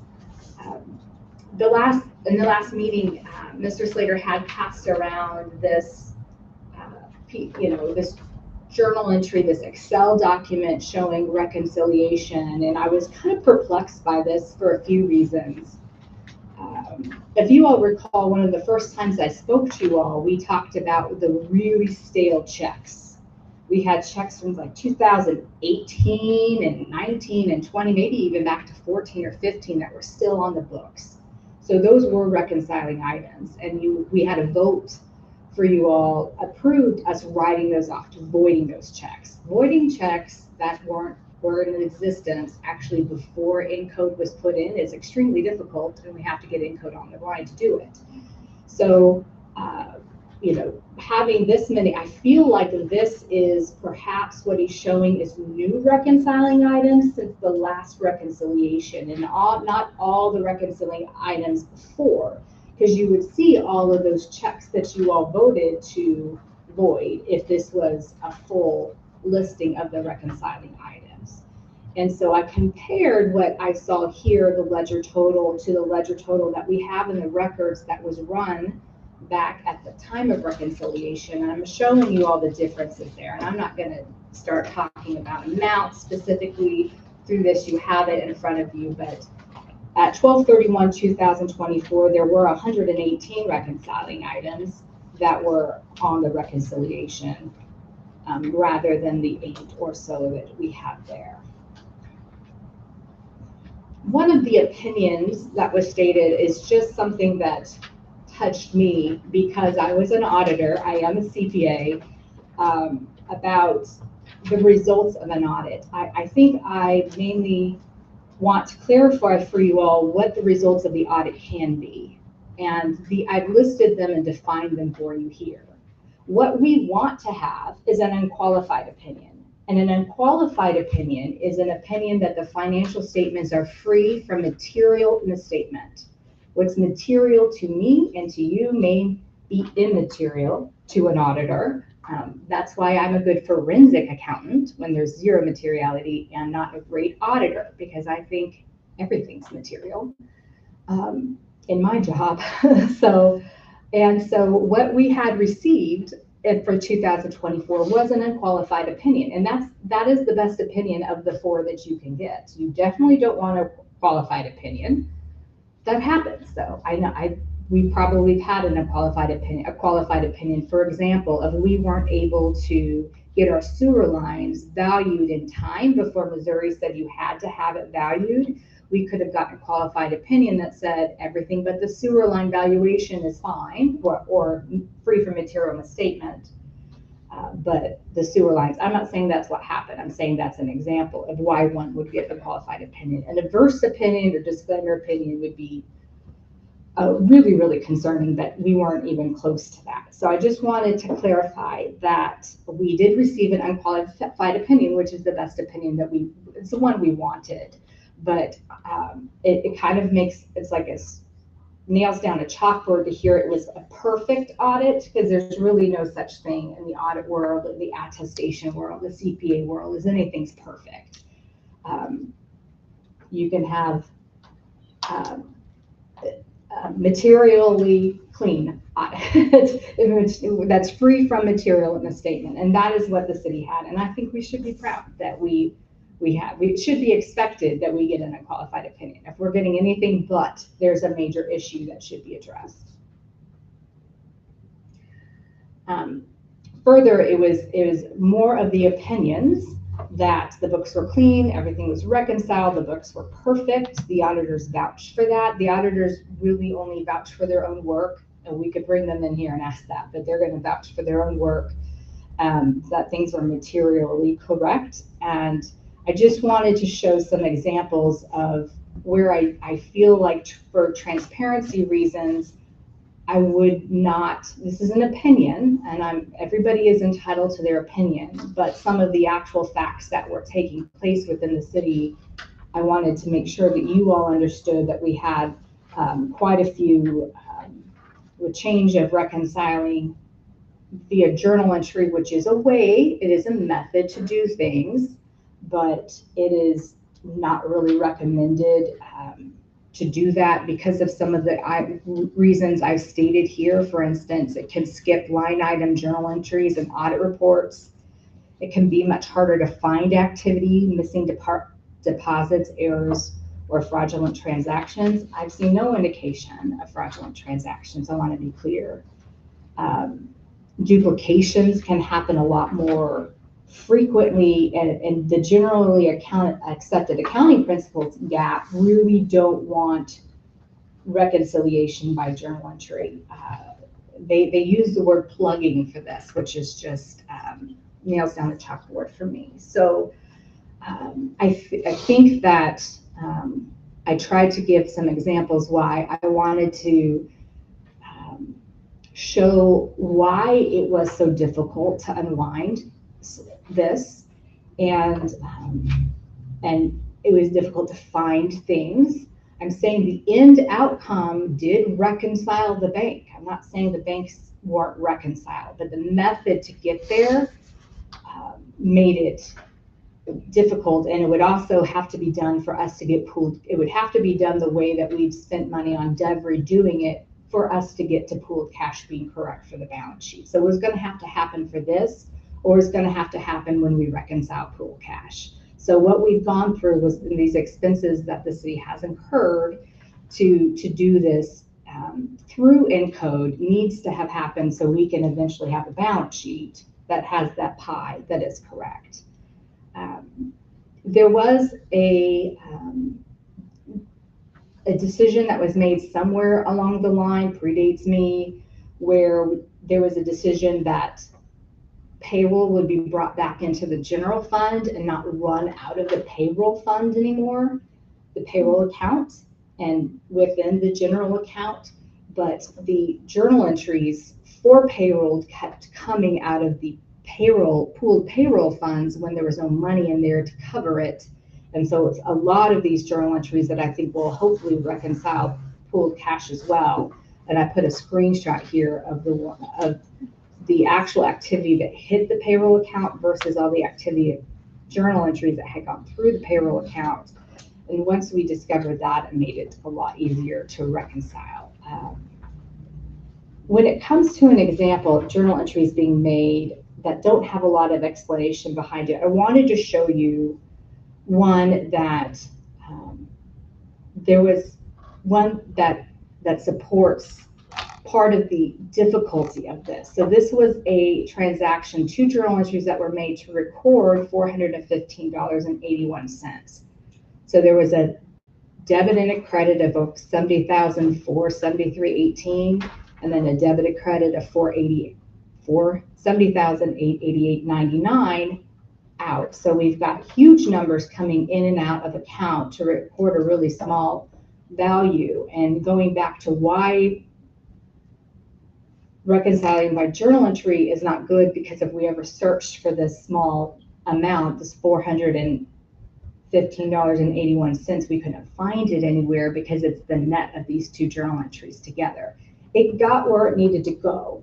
It's not inaccurate. The way that it got there is not ideal in this situation. So my conclusion is my opinion. Since it's my opinion, I'm going to read that out loud for you all, that you all are understanding that I feel like I'm not wanting to get into a war of opinions. I just wanted to give you all some transparent reasons of why the process that you all have been taken of getting somebody in here to go through all these journal entries to get it where it needs to be and clear it within the system needed to happen. And I ratify that decision that needed to be made. Because now when I'm trying to go into pooled cash, I'm hoping to do that me and not having to hire somebody else to do that. But we'll see what we get it once all of this is cleared up. Then hopefully it's just tweaks here and that. I got to understand, work with Matthew to understand how pooled cash is being used on a day-to-day basis so we can correct it and move forward. And then I can be the one to monitor it. So I do look at cash when I bring financial statements for you all to approve, 6 months financial statements. So when I did the one for 12/31 of 25, I took the bank statements from 6/30 of 24/5. My years are off. And the ending bank statements to the ending bank statements at 12/31 of 25. So I know what activity was there. And then I compared it to the activity that's reported within the system. And then there's cash to accrual adjustments, which I was able to identify. So I know that the cash is there, and I know that the items are being recorded to the cash. And so I feel like our cash is solid. Pooled cash is a bit of a mess, but I feel like we're getting there. So hoping that helps. What else can I answer for you all? Because it's a lot. I just want to say thank you for your team to be that thorough and then basically explain the processes and the rebuttal that just confirms the need for the budget to be up to par. So when we do move forward with audits or anything else, we have clean books. Right. I hope I'm using the right terminology. Sure. So, I get it. Yeah, I appreciate that. I feel like the city's in a really stronger position. As the treasurer, I am looking specifically at the books quite a bit. And I would have hoped that the prior treasurer would have done the same. I don't know what he did. He actually took over from me back in 2007 as treasurer. So he had been here for a long time. Doing that and was involved hopefully with the changing of that. So, but any other questions I can answer, and just let me know. I have a question. What you have presented, does this go to our auditor now or not? He can see this. I have no problem with him seeing. I've already talked to him. I've showed him some of the bank reconciliations, and I've showed him what Devery has done and what the May 31st, 2025 bank reconciliation looks like. And it looks 2026, we're in 26 now, aren't we? And the difference is there and how many journal entries or reconciling items there are. There is still the reconciling item that was mentioned at the last meeting, but it was a auditor journal entry that was made in 2021 or somewhere around that for about $200,000 or so. It is still on our bank reconciliation because we didn't take that into anything. So I talked to the auditor about telling us where he thinks we should put that so we can get that off the reconciliation. So when I had on this what the reconciliation looked like, when there was 25 adjusting journal entries, you can see over 200,000 in the outstanding credits.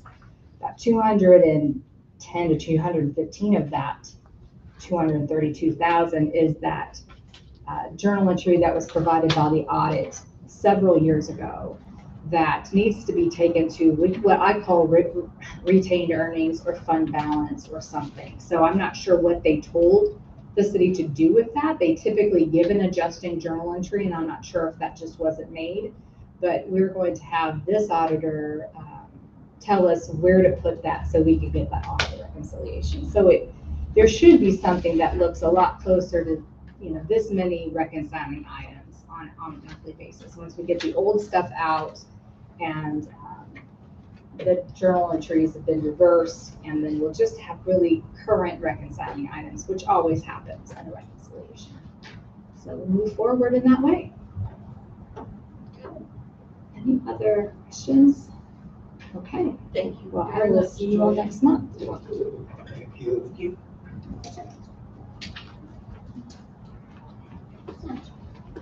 Personnel? Who's handling personnel? Debbie. So there's two things on it that I see. The vacation PTO, they're still working on. July 2nd is the impending time to see what's really going on. And then the other, the payroll services recommendation, this I think is crucial. Like they want it to happen now, needs to get in form of ordinance or whatever it needs to be. And what's listed there is the multiple reasons of why ADP should be there. The one of choice. I think we've all received, did we all receive the 3? Yes. See it there. But the 3 companies, and ADP was by far the best and the least expensive.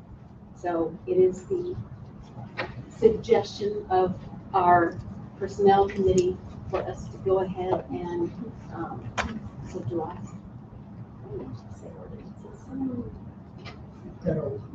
It's not on tonight.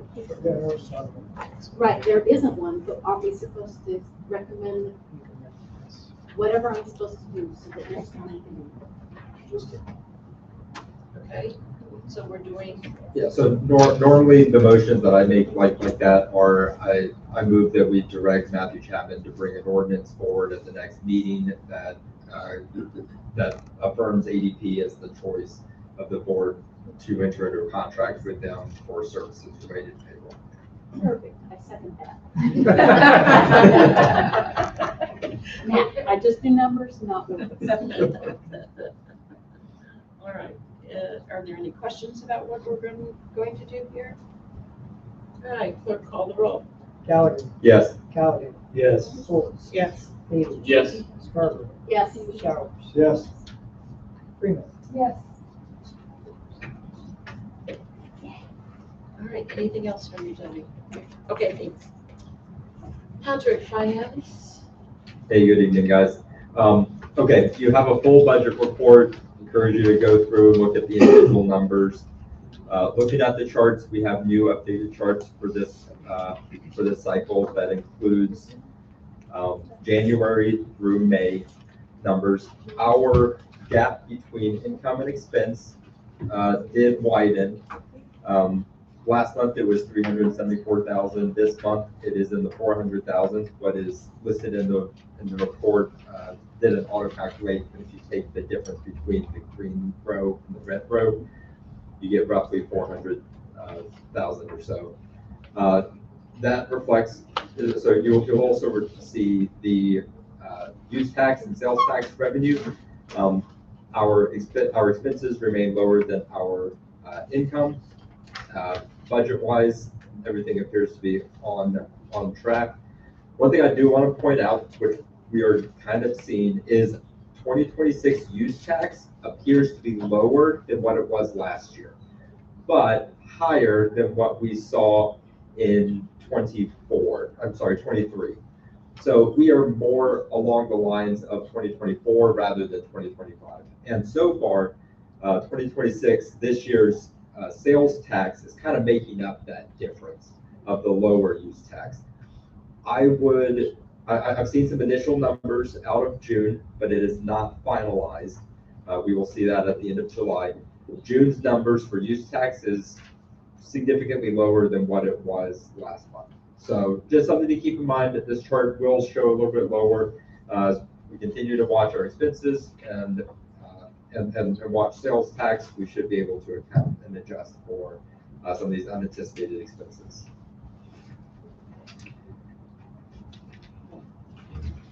And that's it. We will talk about sewer. There's an ordinance on our table for setting the sewer rates. We can talk about it now, or we can talk about it during that section. That is a balance sheet of CDs and cash. So one of the only thing I want to mention on that is since January, we have seen the benefits of putting our cash, or a large percentage of our cash, in Missouri approved investment vehicles. So MOSIP has been putting, we've been investing it, using MOSIP into approved CDs and liquid rates. And those returns will absolutely help supplement income. It's much better than the marginal rates we were receiving under just general savings accounts and checking accounts of like 0.04%. We're seeing much better rates of return, which boosts our income quite a bit. Does anyone have any questions on the budget report? One of the things that I wanted to point out is the charts that we've provided are primarily for the general fund. I know that there are other funds that are relevant, particularly sewer, road and streets, that I would like to expand this to. It's going to take some time for me and Matthew to sit down and copy this chart and formula for other funds too. We just did it for general because it's where the most transactions happen out of the city, for police, fire, all that sort of stuff. So expect more. I'm hoping to keep it simple though. That's kind of the running theme is to simplify a lot of the budget reports down into a digestible, accurate financial state of the city. And I just want to express appreciation for Julia and Deborah again for a really balanced, informative, factual basis of understanding where our books are. What we see in the numbers is a result of the accuracy of the books that go behind it. So thank you for the effort. Okay. Anything around new business? All right, let's do consideration of ordinances. Have to get a piece of paper here. Okay, Matthew, why don't you read Council Bill number 3657? Ordinance amending ordinance number 3441 and section 700.710, subsection 3 of the municipal code of the city of Pleasant Valley, Missouri, in order to adjust the current sewer rate structure to reflect a sewer base rate of $32.16 per residential account and a rate of $7.07 per 1,000 gallons, and a sewer base rate of $32.16 per commercial account and a rate of $17.53 per 1,000 gallons of water used. Okay, is there a motion to approve the council bill on the first and place it on the second? So move. Second. Okay. Okay, I heard it first over here. Second, was it James? No, Patrick, sorry. All right. Is there any discussion about this? Let's go. Yes. Yeah, so there's a lot of public comment that was provided at the last meeting, and I will just say that I appreciate hearing from the public on topics that impact them. Some of the questions that were raised speak to, do we have a plan? What's our balances for being able to do repair and replace options for the city, and understanding what the long-term reporting and solutions are for the next 5 to 10 years. So there was a study done in 2016, December of 2016, and I wanted to include this because the last page is so important. If you flip to the very last page, there's 2 charts. In 2016, Pleasant Valley was at a crossroads. If we continued with our current methodology, with our previous methodology of assessing sewer fees at a steady, static amount for everybody paid a set dollar amount, we would have lost a significant amount of earned money at that time, like retained cash at that time, and would be in very poor position. That chart really shows it. In 2015, we had a balance of sum of all reserves in the sewer fund of roughly $900,000. If we continued using static rates, everybody pays the exact same amount, and including a senior discount, our reserves would have been projected to be depleted before 2022. That dropping down is a reflection of increasing water fees from the city of Kansas City and inflation rates that are projected to fairly consistently increase over time. So the combination of those factors, in addition to repair and replace expenses, would have put the sewer fund at $0 in 22 and negative $2.5 million by 2026. Thankfully, the board at that time adopted a usage-based rate and eliminated the senior discount program. That allowed us to benefit from being able to keep money and increase the reserves in our sewer fund, such that we have, according to the projections, fairly close to in line with what they projected our estimates were going to be. There is another table chart in here that is relevant. If you say 34. Are you looking at the replacement costs? Oh, no, page 43. It's just one page before. Chart 6. Value of cash assets before inflation. So proposed rates, that is taken into account before inflation. There's an after inflation. Oh, after inflation. It's still on the same page, but it's the line that kept going up.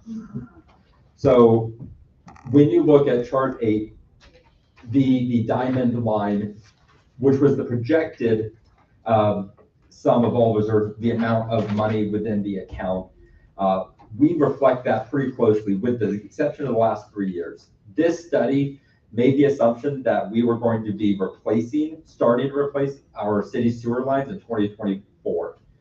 And that did not happen, because as we have received our sewer scopes of the city, every year we do about 30,000 feet, 33,000 feet of sewer scopes.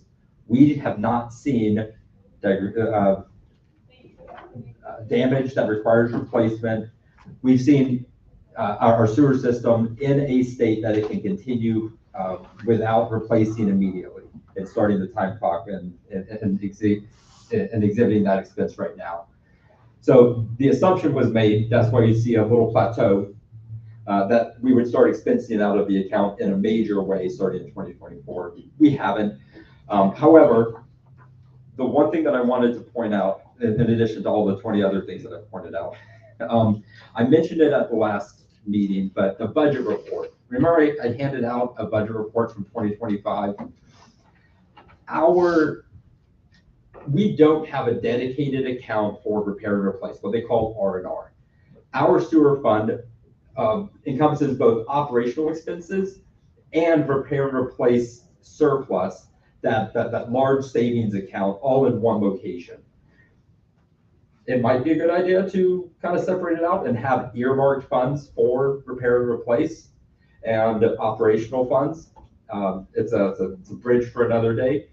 But what that balance allows for, that total amount, is what we pay our sewer expenses out of, our scoping, our maintenance, our safety equipment.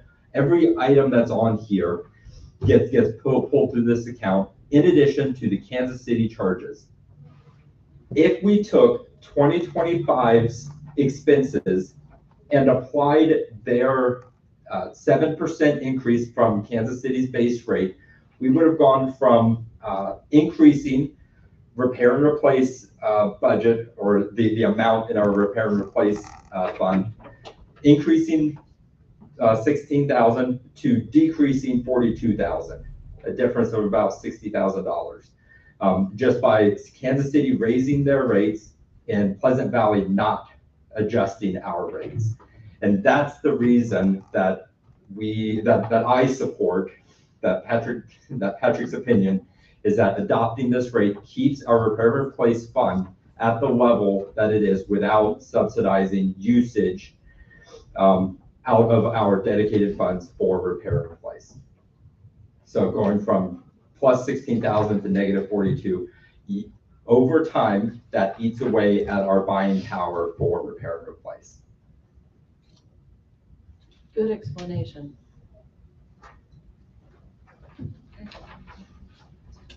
Any questions? Can I say something? I'm just curious about when you were talking about the money that we didn't have before. At that time, was the rate in use, money being used for other areas like the Public Works Retirement Fund? And on your list that you gave us last time, there was taxes listed on there. There was payroll. And according to Article 3, that I don't have it with me now, but it's stated on there that the money that comes from our sewer rates is supposed to be monitored, and then that money is supposed to go into the sewer fund. Yes. Can I take that? Yeah, Can I take absolutely. that question? Sharon, when you brought that forward at the last meeting, I actually questioned Jennifer Baird about our situation with part of our sewer revenue comes as a result of a fee, and part of it comes as a result of usage. So the usage portion cannot flow out of sewer.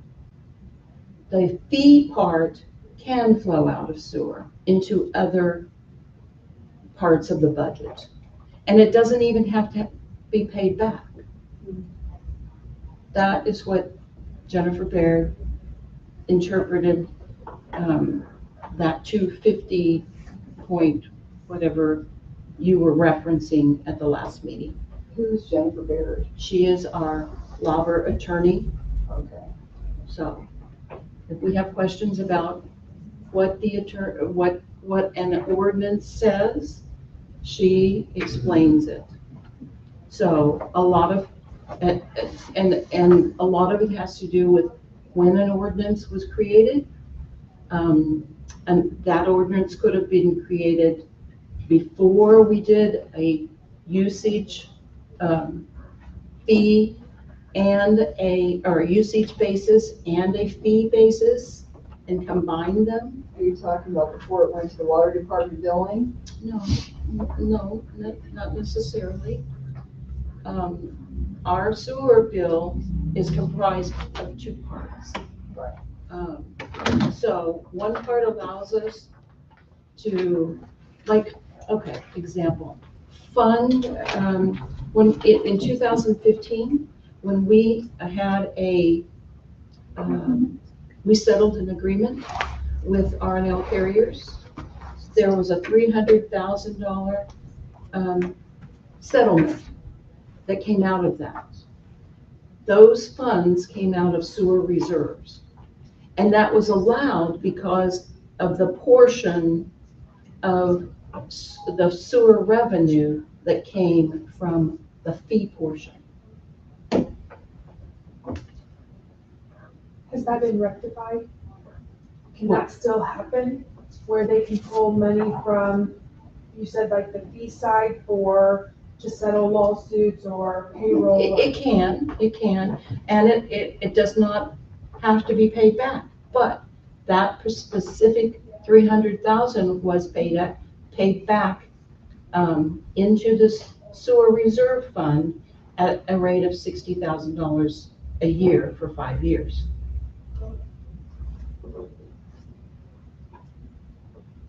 So Is that a gap that we can close? Because that seems,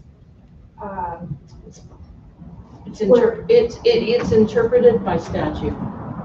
So even if we would put an ordinance in place, the statute is king at that point. And if I may, it's not the board's, and, okay, maybe I shouldn't speak for everybody. That expense out of sewer fund, of 300,000, that was done 6 years ago now. There has not been an expense out of sewer in that manner since then. I believe what state statute allows for is exactly what Green mentioned. Exigent circumstances that allow us to use the funds, but our method of paying it back, putting the money back, and not using, and not just saying, oh, well, we can't just pull it out of sewer, so we're just going to and not repay it. We kept that account as like we owed that money back. And the board consistently, year after year, paid $60,000 for 5 years back into it. I say that as an indicator, as a sign that we don't regularly make expenses out of that account that are not sewer in nature. It affords us the opportunity to, but we as a standing, we don't pay non-sewer funds out. That's not the first place we go to for money. Yeah, I was gonna say, shouldn't there be like a general fund We do. that to do those things? Okay. But I can't speak for the mindset of the prior board, but when faced with a large expense, they opted to use a non-pressing, like we weren't spending money out of sewer right then. They opted to use that fund rather than general, where we were paying salaries and paying capital, well, not capital improvements, but the salaries and operating expenses of the city. Is that why you motioned to have 2 separate accounts for, when you were talking about having an account that certain things would be pulled from this and certain things would be pulled from that instead of having one big budget for it? Is that what I understood or am I off? No, the reason that I would support separating operational, like annual operating expenses out from long-term savings, it's that difference. It's the difference between checking account and savings account. Your checking account is the expenses that you do per year, which ours averages out to, I think, about $180,000 of annual operating expenses. That's not water usage. Like it's not the funds that we have to send Kansas City because we are paying for sewer on our citizens' behalf. It is the memberships and the salaries and the overtime and the one-call locates and the DNR regulatory fees and supplies and training. It's everything else. Roughly $180,000 a year is non-usage based. And it would be better if we kept our operating expenses out of one account and have our long-term paid. If we need to replace a sewer pipe, it comes out of the long-term savings account. It's a better organization in my head, but I can see why, for simplicity's sake, people of the prior boards kept it as one fund. But it's something that I would be bringing forward as part of finance committee in the coming months is to isolate repair and replace from operating, but not an immediate thing. I don't know anything about all this stuff, but as just a regular citizen, I just wonder why this wouldn't be kind of covered by the city taxes instead of our water usage tax.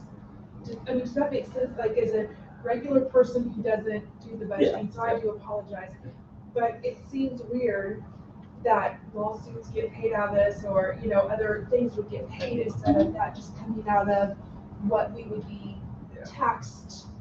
Am I?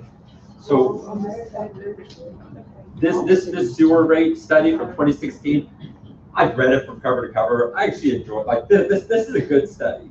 And there's a quote that I want to that speaks to what you're talking about. There's guiding principles for how and why do we bill for sewage. There's 4 guiding principles, and Is this Number report 3 is the available? one. Because I Oh, was yeah, willing to absolutely. read this report. I should have already. Okay. Yeah, you can contact Matthew, he'll be happy to provide it. Number 3 is the most important, is one of the guiding principles. If a service costs utility money, the utility should recover the cost from the most logical person if that makes good business and community administration sense. For example, generally growth should pay for growth. Developers should fairly pay for their consumption of utility capacity by paying commensurate tap fees. Each user or class of users should pay their fair share of service costs. So doing it in this way, outside of sales tax revenue, ambulance revenue, usage tax, it isolates and charges for the usage that people actually use. It charges the right people the right amount of money. It's not a static fee. It's not, hey, everybody in the city pays $50 and that's it. If you use a lot of water, you're a business, you have one rate. If you only use 1,000 gallons of water in a month, you pay less than the person who uses 10,000 gallons of water. So everybody pays their commensurate rate into the fund that eventually provides for full city replacement and repair costs of shared utilities. And I do understand that part. Yeah. But the part that throws me is using it as to what I would logically look at it from my point of view is just general funds. So, you know, we've got the two different sides, and I understand and I agree that everybody should pay based on their usage. I do agree with that. But then what continually is throwing me off the edge is, well, instead of charging the secondary portion for what I think of a general fund issue, such as the large expenses, such as, you know, if there happens to be a lawsuit or whatever would be covered under this side of it. So this side is usage side, but this side is like a savings account. Seems like it's a weird placement to be put on the water bill. And I don't know if there would be such an uproar about raising the costs if it was presented as a city, we have general funds for these unforeseen costs. And so everybody's tax or however would go up for this fund versus the water bill's gonna go up because, you know, of these two items. It's confusing, especially adding in that there's a new data center going on and people are like, well, is water being raised to help supplement costs for that, for the other cities? There's a lot of things that bring in confusion when it's tacked on as a water expense instead of a general fund expense, or in case there's a problem that's not with water, like a random lawsuit or something. Does that make sense? So sewer Wasn't rates. the lawsuit like 6 years ago? It's in It's not, 2015. and it's not something we're doing now. Well, correct, and I'm not saying that, but I'm saying if we're saying that we need more money to go into this secondary source, then, because we're gonna have two separate taxes to pay, is what I understand it to be, like a. No, it's subdividing our one fund. It's like saying, hey, I have a bank account that has $100 in it. I only ever spend $2 a week on M&Ms at the convenience store. I want to put $80 in a savings account. So I'm going to keep $20 out in my checking account. It's just taking our total fund, subdividing a piece of it and saying, hey, I want to be able to track our repair and replace expense separately, from operating expenses. And it is tied to water usage because that is how Kansas City bills us for it. So paying it out of general doesn't make a lot of sense either. So it's a dedicated fund for sewer usage, and the water department bills because of water usage. So wastewater is billed on the same tab because they have the data. They're the people, we we contract with the water department to bill for sewer usage because it's tied to water usage. It would be an administrative nightmare for us to take the billing of sewer away from the water department and tie it to something totally irrelevant to water. But with that being said, at the same time, like she's saying, instead of putting it into using the money from the water, you know, for instance, I've seen and heard people that I know, where it's a one person living in the house, doesn't use much water, their water bill and sewer bill together is $85 to $100 a month. How is that right? How is that right for them to be paying for all these other things that I'm saying, are using the money for? What I other don't think things? that's What things are you unhappy with? That was just a one time. Well, you guys can say It's not something done too. all the time, it's a general, that was just a one-time thing, and there was an abundance of money in this account that was able to cover that $300,000. My assumption, there might not have been $300,000 in the general fund, so they borrowed it from the water side. But the water and sewage, we don't, as a habit, extract money from that account for anything else but water and sewage.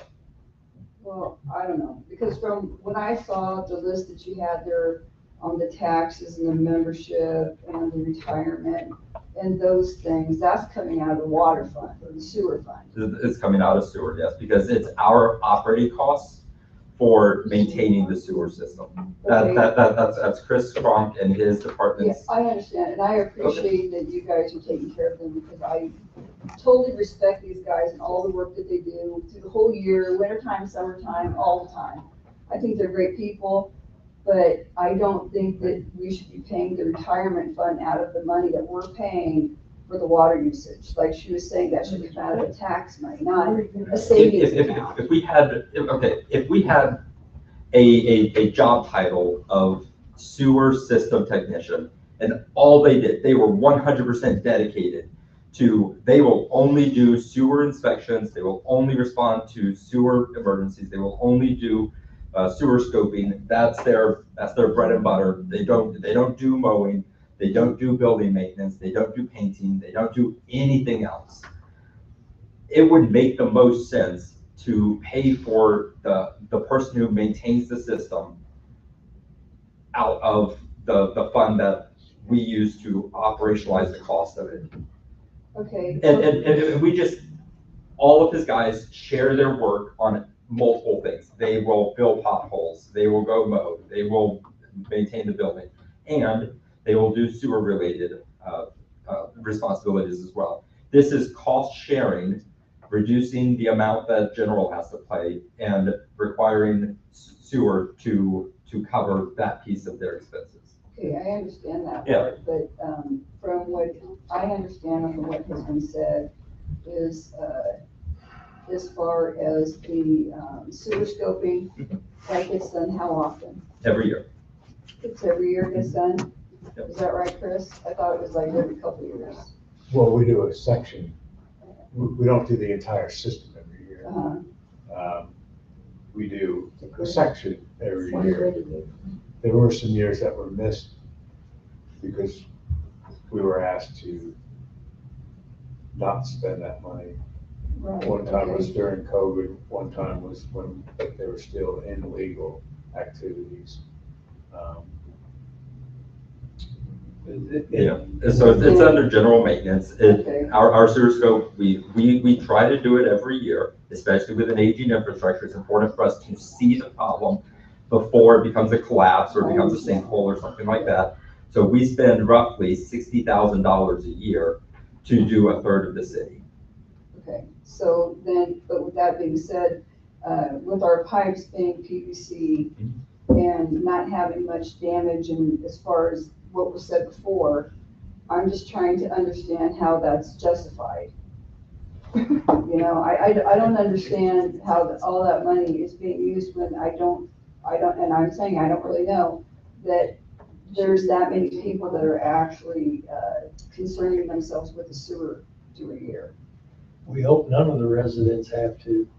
No, I'm just That's saying why that we're doing it. I don't see this. Public Works, their budget is made up They have part of the parks budget pays part of their salaries.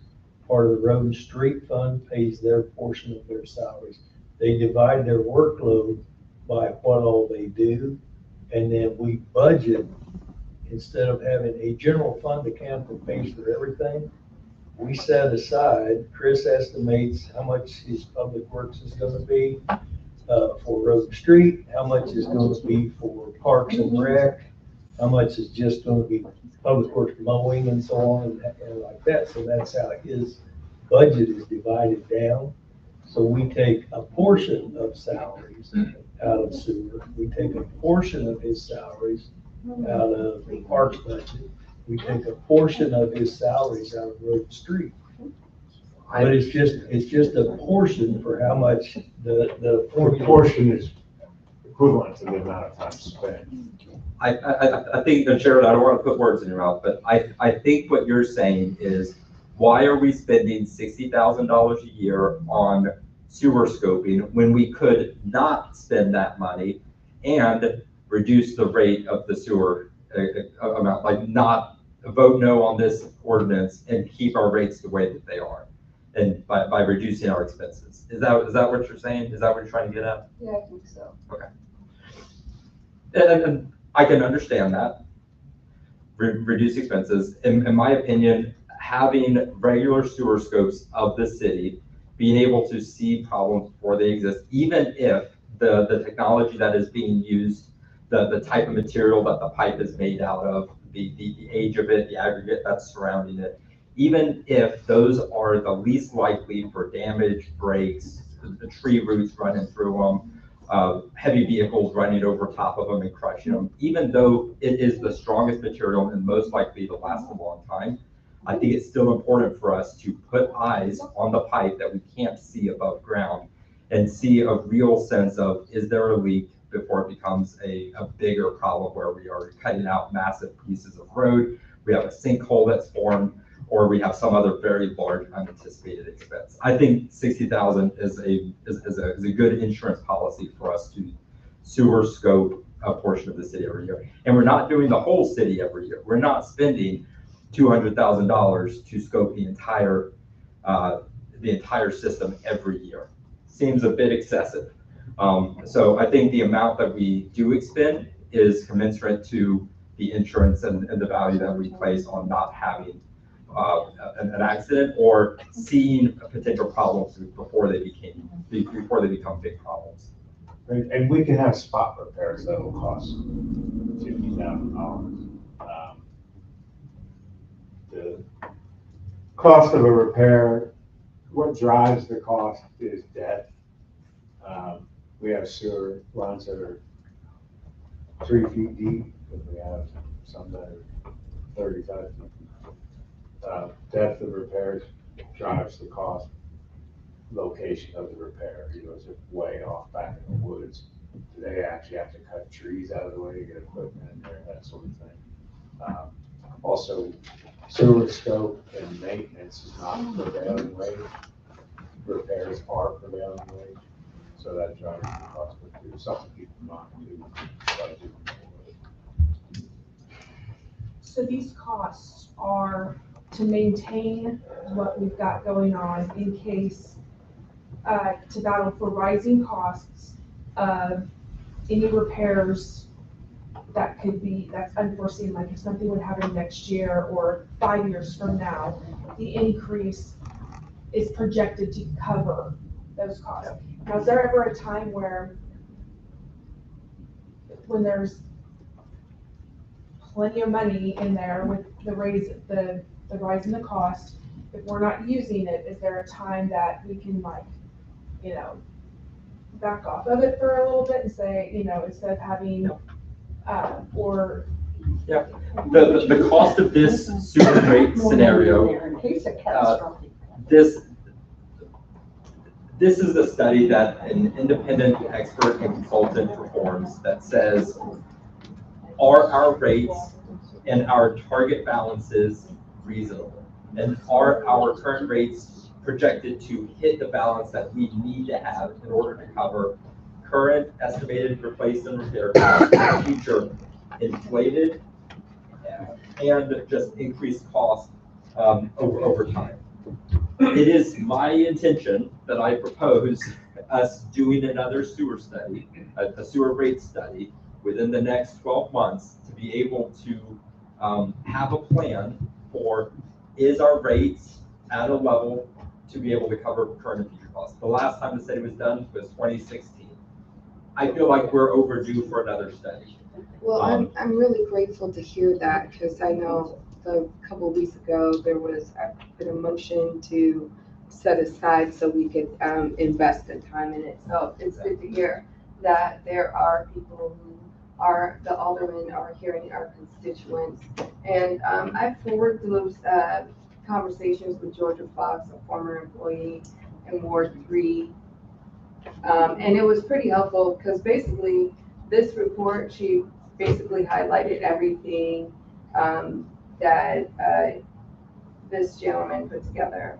So there should be a file when you go through the summary of the meetings, that basically her folder should be up there for the software and analysis, and that I'm hoping with this case study that, or this projection of our sewers and different things, that we'll try to get a consistent either 5 or 6% rate, because that was something that Georgia Fox did ask, and I'm really hoping that we will take in consideration other towns around us and their rates.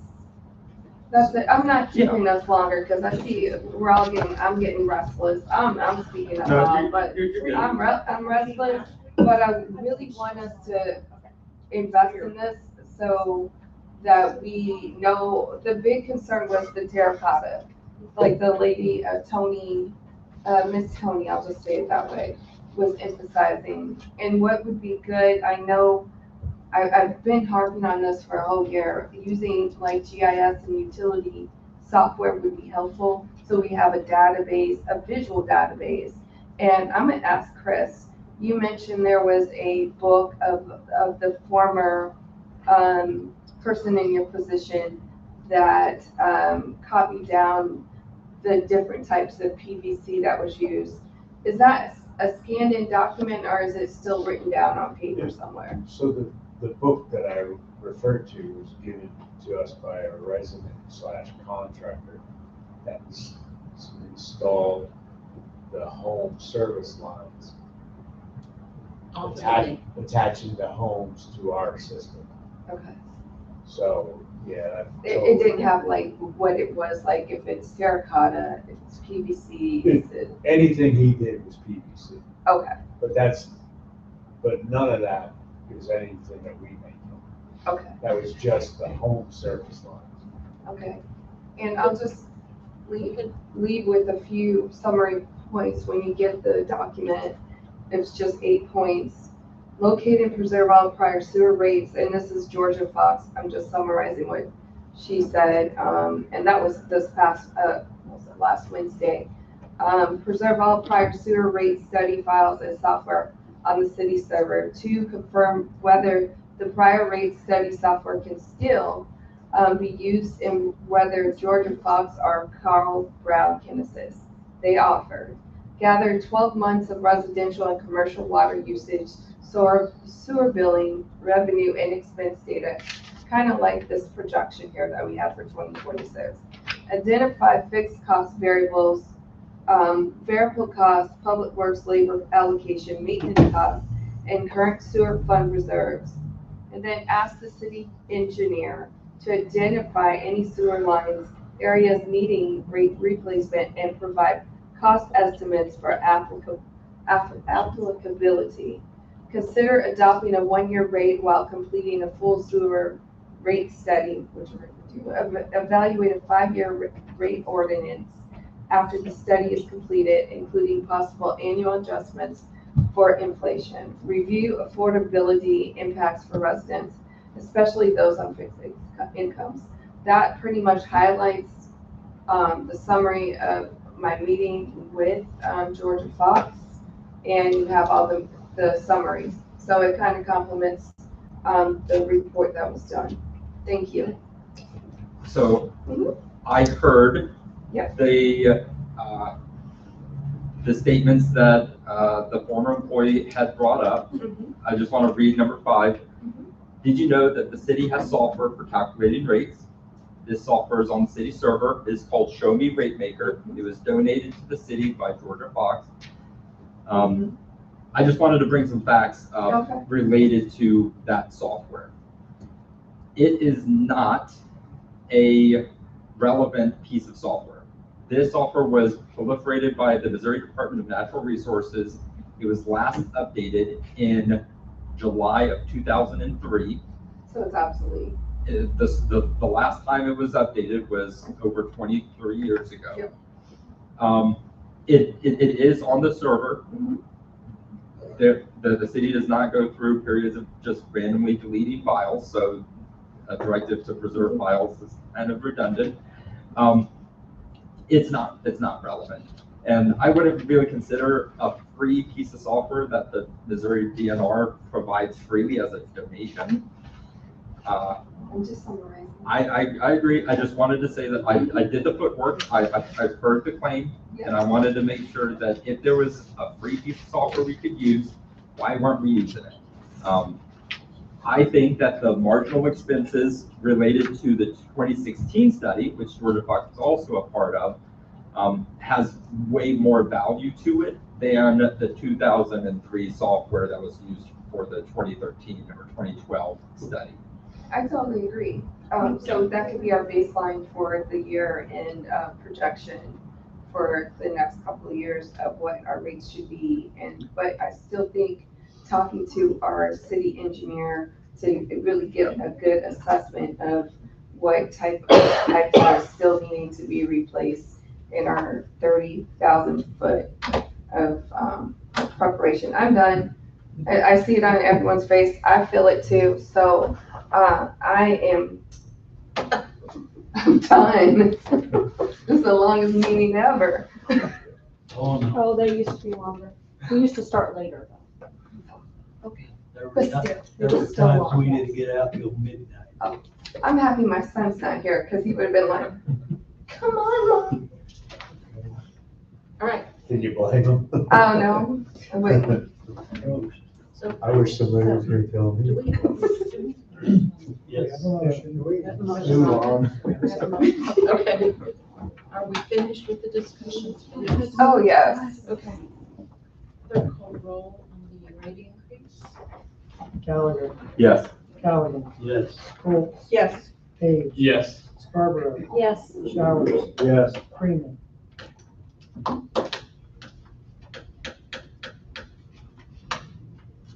gonna say yes. Motion carried. We have to do it again? Yeah. An ordinance amending ordinance number 3441 and section 700.710 subsection 3 of the municipal code of the city of Pleasant Valley, Missouri, in order to adjust the current sewer rate structure to reflect a sewer base rate of $32.16 per residential account and $7.07 per 1,000 gallons, and a sewer base rate of $32.16 per commercial account, and a rate of $17.53 per 1,000 gallons of water. Make a motion, we pass Council Bill 3657 and ordinance 3656. I second. Any further discussion? Clerk call roll. Gallagher, Yes. Callaghan, Yes. Colts, Yes. Page, Yes. Scarborough, Yes. Showers, Yes. Freeman. Yes. Motion to adjourn. Second. Clerk call roll. Gallagher, Yes. Callaghan, Yes. Colts, Yes. Page, Yes. Scarborough, Yes. Showers, Yes. Freeman. Oh, yes.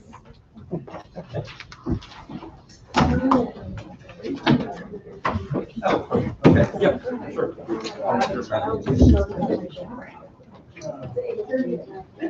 At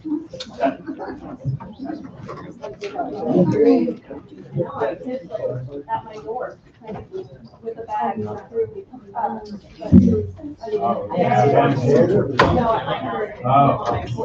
I guess Georgia and David didn't show up. She was saying all those stuff on. Georgia's probably the first three down here. Thank you. Thanks for hanging in there.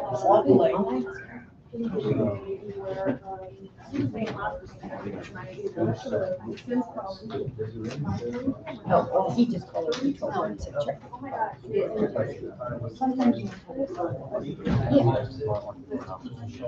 Right, yeah. I just wanted for him to. Thank you for your 2 cents. It's behind me. It cost me 3.